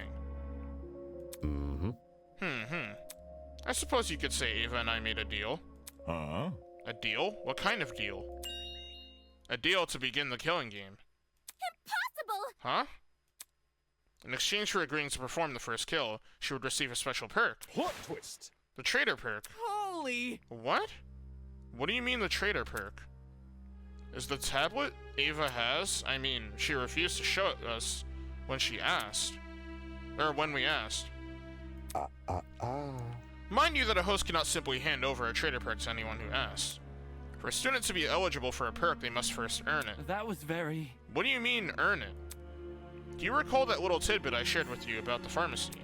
You know, the one about a secret working inside? You see, a very interesting secret is lurking beyond this door. Yeah. That secret, were you referring to the trader perk? Well done. Indeed I was. When I said a very interesting secret was lurking inside, I meant that quite literally. The only thing separating you from the perk was a few inches of stainless steel and a pin pad. So she figured out. You're talking about that big door I found tucked behind a shelf. I see. I see, it was hiding the trader perk all along. How did Eva figure out the password to the pin pad, though? Did she enter a bunch of random numbers until it, like, finally worked? Well, A 4-digit code would have thousands of potential combinations. Unless Eva encountered unbelievable luck, the chances of her guessing that code in only a few days is extremely unlikely.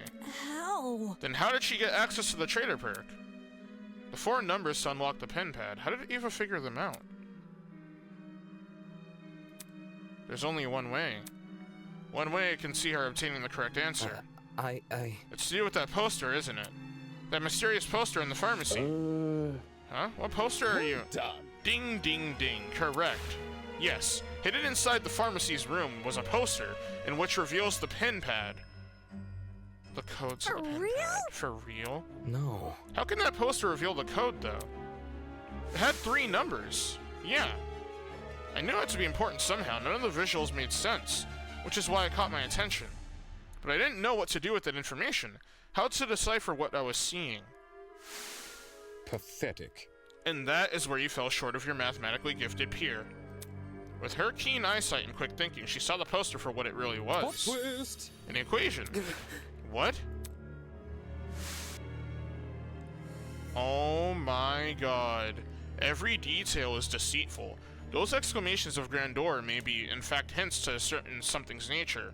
And that large star, a stand-in for a coordinate plane. Well, not that it matters anymore. The passcode to that precious pin is, after all, being changed as we speak. To quote the words of my parents' parents, the road to freedom must always be paved with obstacles. No way, a math equation is totally up Ava's alley. Ava, you told me you couldn't understand the poster. Why the long face? Of course you did. That equation is the key to the trader perk. Handing it over would mean handing the perk over. Shit. So the trader perk was Ava's reward for solving the puzzle? Anybody? The heck even is the perk? You still haven't explained that yet. Who? Me? I assure you, it's a very handy thing to have. You see, this trader perk allows the owner access to the school security cameras using a tablet. That tablet, of course, being the one on Ava's person right now. Yeah. Damn it. So I was right. You accessed the camera in the boiler room, which is how you saw Diana enter. Oh, crud. I thought it was weird Ava wouldn't show us the tablet, but I didn't think it actually was wired to the school cameras. Then the reason I saw the security camera's light blinking back then in the boiler room is because Ava was watching me? What? This is making too much sense. Nonsense. Ava, how could you negotiate with your kidnapper? Why would you have any reason to trust him? I had no choice.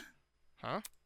I either take his deal and give myself a chance to escape, or I would die here with the rest of you. That selfish attitude is why we ended up in this mess. That sprite is cool. I'm gonna say that right now. But I don't like seeing him like this.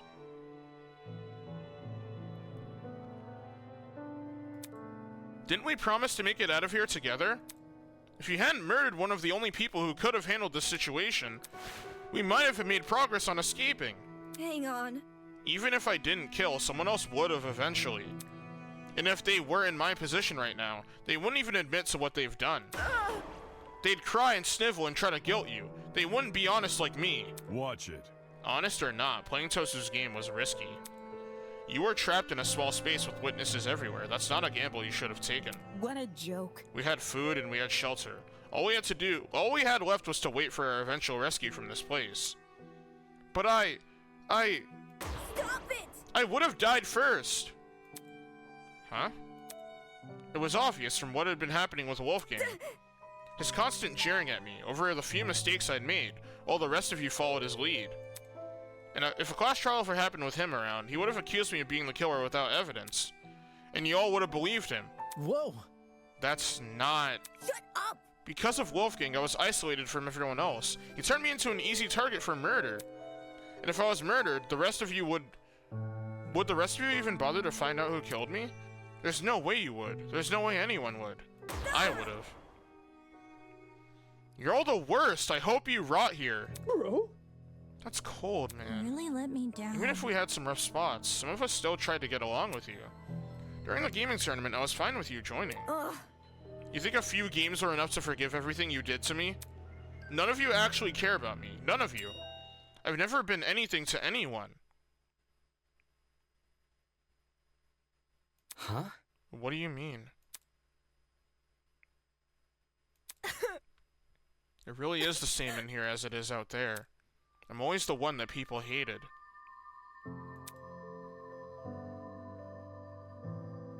I didn't choose this talent. I was just doing what others wanted me to do. I was the prodigy student that adults wanted me to be. I thought I did everything right. But I still kept being judged. Everyone around me resented me, hated me because they wanted the love I received. Or what they thought was love. And despite all my hard work, the UTP turned me into something I never wanted to be.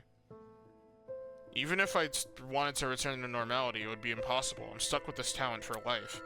And now, when I try to become something more than a sad joke, I get hit with the realization that all my efforts were for nothing. I never could be anyone else. I'll never get what I deserve.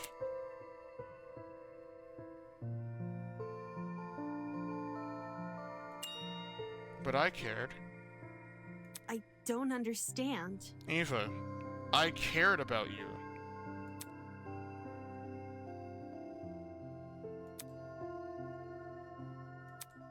I don't get it. Why? Ava, why did you frame me? I cared for you and stood up for you whenever I could. Don't say that! I wanted to be your roommate. I wanted to help you. I don't want to. It didn't mean anything. Why? You still agreed with everything Wolfgang said. No matter what he did to me, you kept on supporting him. Is that why you tried to frame me for his murder? Yeah, and you deserved it. No. No! No, no, no. Diana let out a sob and nearly fell onto her podium. Diana! Elise ran around to Diana and put an arm around her shoulder. How can you believe that? Why did you have to kill Wolfgang in front of her? That's so cruel. She obviously knew what she was doing. Both the cause and time of death were mentioned in the mock trial case. So it stands to reason they would be mentioned here too. When Eva realized that, she tried to leverage it against us.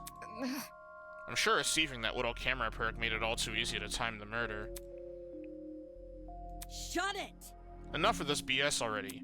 So Ava's a privileged little a-hole who thinks her life sucks. Who cares? Fuck you! You took Wolfgang's life. The only thing you deserve is some... Oh my god. I doubt she's actually telling the truth. Murdering someone because they lied about their inoffensive talent, even she must know how ridiculous that sounds. How can that be? If Ava didn't kill Wolfgang because she was scared, then why did she kill him? Honestly? Why else but to escape the killing game?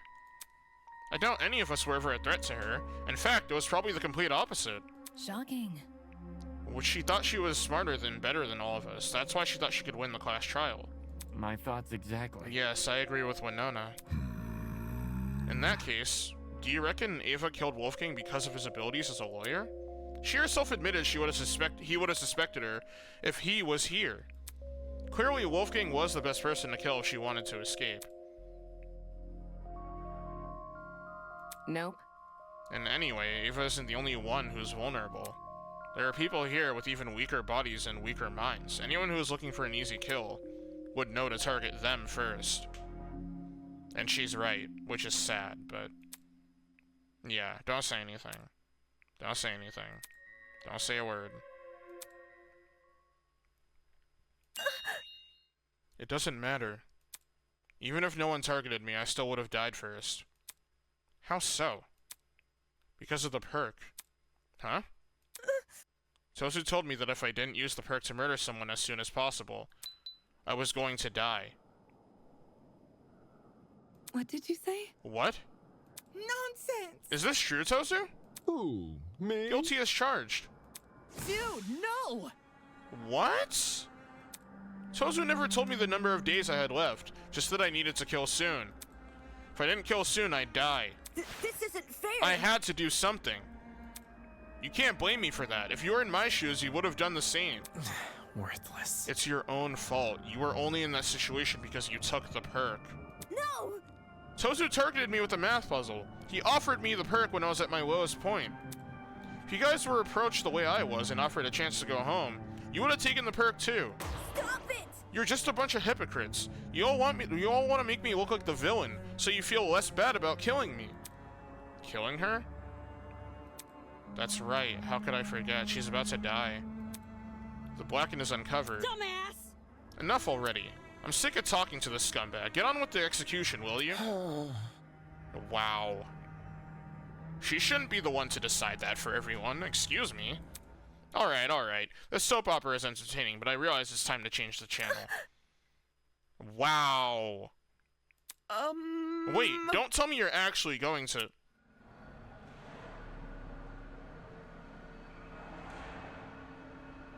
Holy! All of a sudden, the elevator behind us began to churn alive. The whir of machinery could be heard from the other side of the doors, raw, loud, and rhythmic, like mechanical symphony. The show must go on. Do not avert your eyes, ladies and gentlemen. I hear a lot of the budget went into this. No, I don't... What's going on? You won't believe. This You isn't won't believe. happening. What is happening? Blood is rushing. To the victor goes the spoils. Hail the honorable dead, avenged at last. I don't deserve this. Even if you hate me, I don't deserve this. May our charitable justice inspire fear and humility within these wretched souls. Don't kill me! This isn't fear. I don't deserve to die. I deserve to live. And stir the hearts and minds of all those bearing witness. Ready, everyone. Let the show begin. I want to live. I deserve to live. I'm going to live. I'm going to live!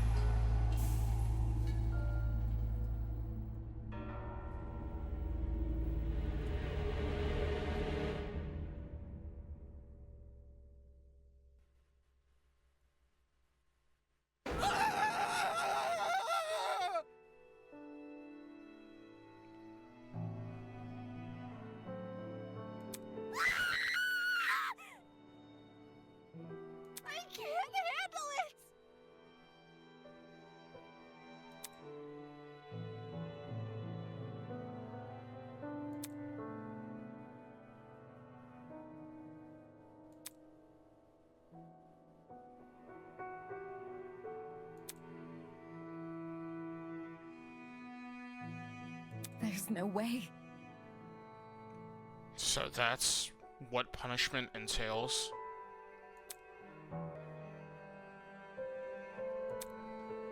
Let me go home. Please let me go home.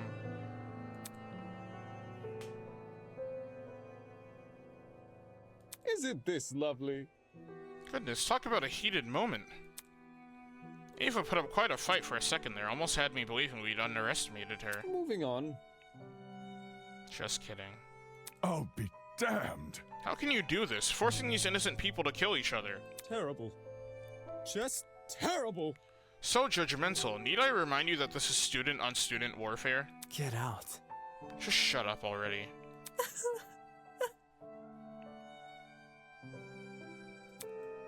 Ava, why? You just needed a friend. I could have been the friend you needed. Why did you do this?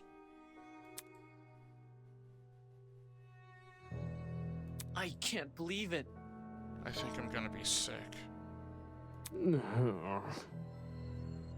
I don't even know what I'm feeling anymore.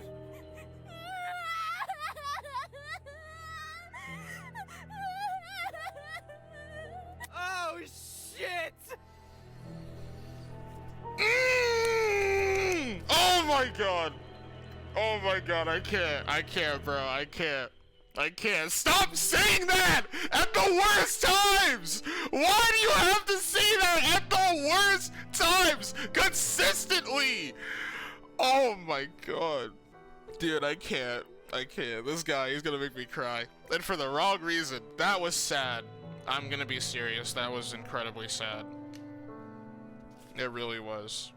I'm totally gonna die here, aren't I? I can't be like this. No one else is gonna die, you hear? We're all gonna be okay. Come on. Repeat it after me. I'm here and I'm okay. I'm here and I'm okay. I'm here and I'm okay. This was my reality. The fear of death had already been heavy on my shoulders ever since this killing game was announced.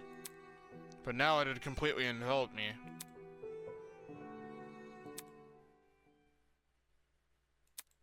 I can't do it. I can't lie to myself again. Again? It's all my fault. I'm not okay. I'm never gonna be okay. I could have changed things. I could have saved her. And him, Wolfgang. If I just dragged him out of the water, I could have saved him. Why didn't I save him? Whoa! Diana, you had no way of knowing what was gonna come next. He was wielding a knife too. Anyone would have done what you did. Did he really bring a knife for self-defense? Usually a comment like that would have gotten a rise out of Grace, but she stayed completely silent. I can't let it end. Wolfgang's kindness, I can't let anyone forget it. It is how it is. That goes without saying. I'm sure everyone will remember what Wolfgang did for us. I never thought of the lengths my talent can go. The ability to change others' appearances to be the best version of themselves. It's always been someone else who sits in front of the mirror. I've never really put myself in that place. Diana? No, she's not okay. If I can't save Wolfgang, then at the very least... Maybe I can live for him. Believe me. You didn't do anything wrong, Diana. Pardon me. Yeah. I can do this. I can fulfill the life he wasn't able to live. Huh?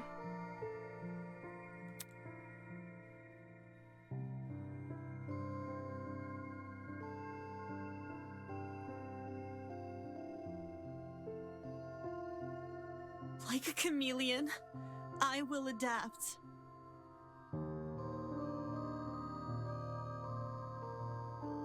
I'll follow in Wolfgang's footsteps and continue what he wasn't able to accomplish. I'll become something new.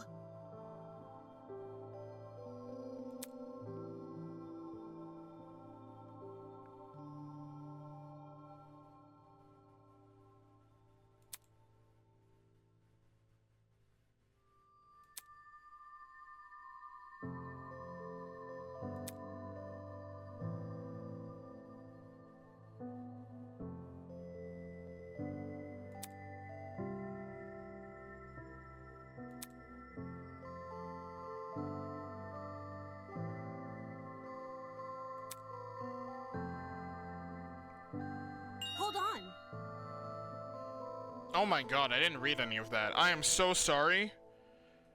Wow, why did I not read that? I'm too invested in this. I'm sorry, guys. Wolfgang and Ava, neither of them deserve this. I won't let what happened to them happen to anyone else here. We won't back down. For both of their sakes, I'll save everyone from the killing game. You've got to be kidding me. Take this seriously, will you? What? Huh?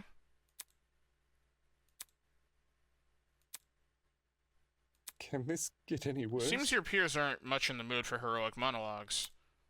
Moving on. Anyhow, it's been a long day. The crime scene has already been cleaned up. Unless you have any further questions for me, you are all free to return to your dorms. Mm-hmm.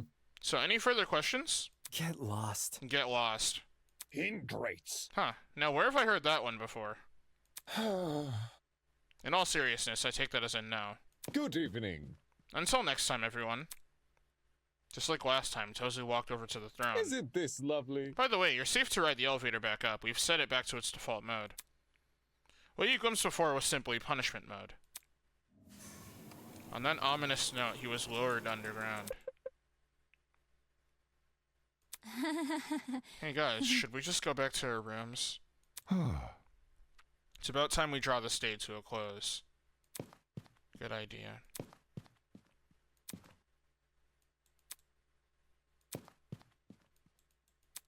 People silently made their way back to the elevator, horror and despair etched on their faces. It was clear today's events would not be easily forgotten. And then, there was me. Everything I'd been ruminating over, the devastating images which had been plaguing my mind. Wolfgang's murder. The trial. Ava dying right in front of me, swallowed by a pit of fire. It had all retreated to the corners of my mind. The only thing I could focus on now were those 5 words. I'll follow in Wolfgang's footsteps. Hearing those words come from Diana after everything that's happened, seeing her raise her chin and act so tall and proud just like Wolfgang once did,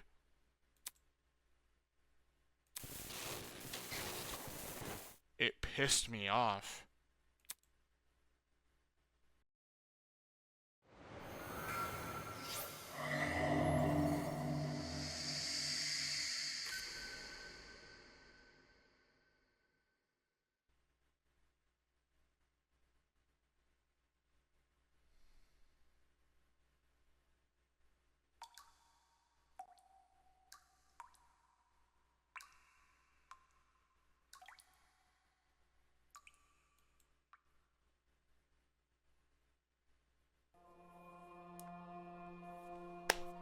Clap it up, bro.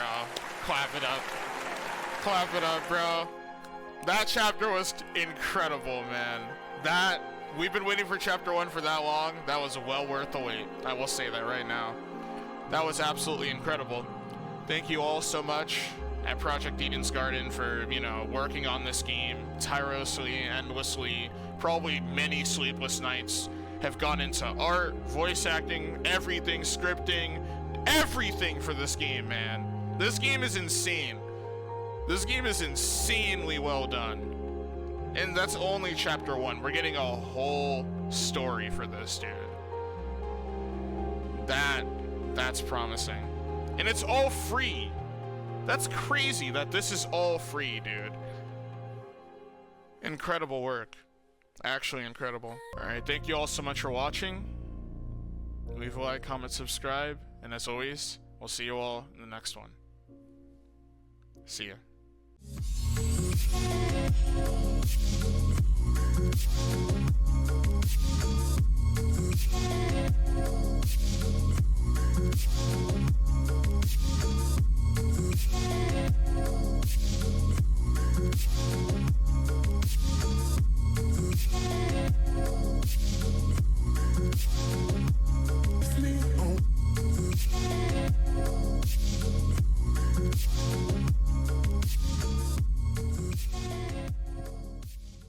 You win. Perfect.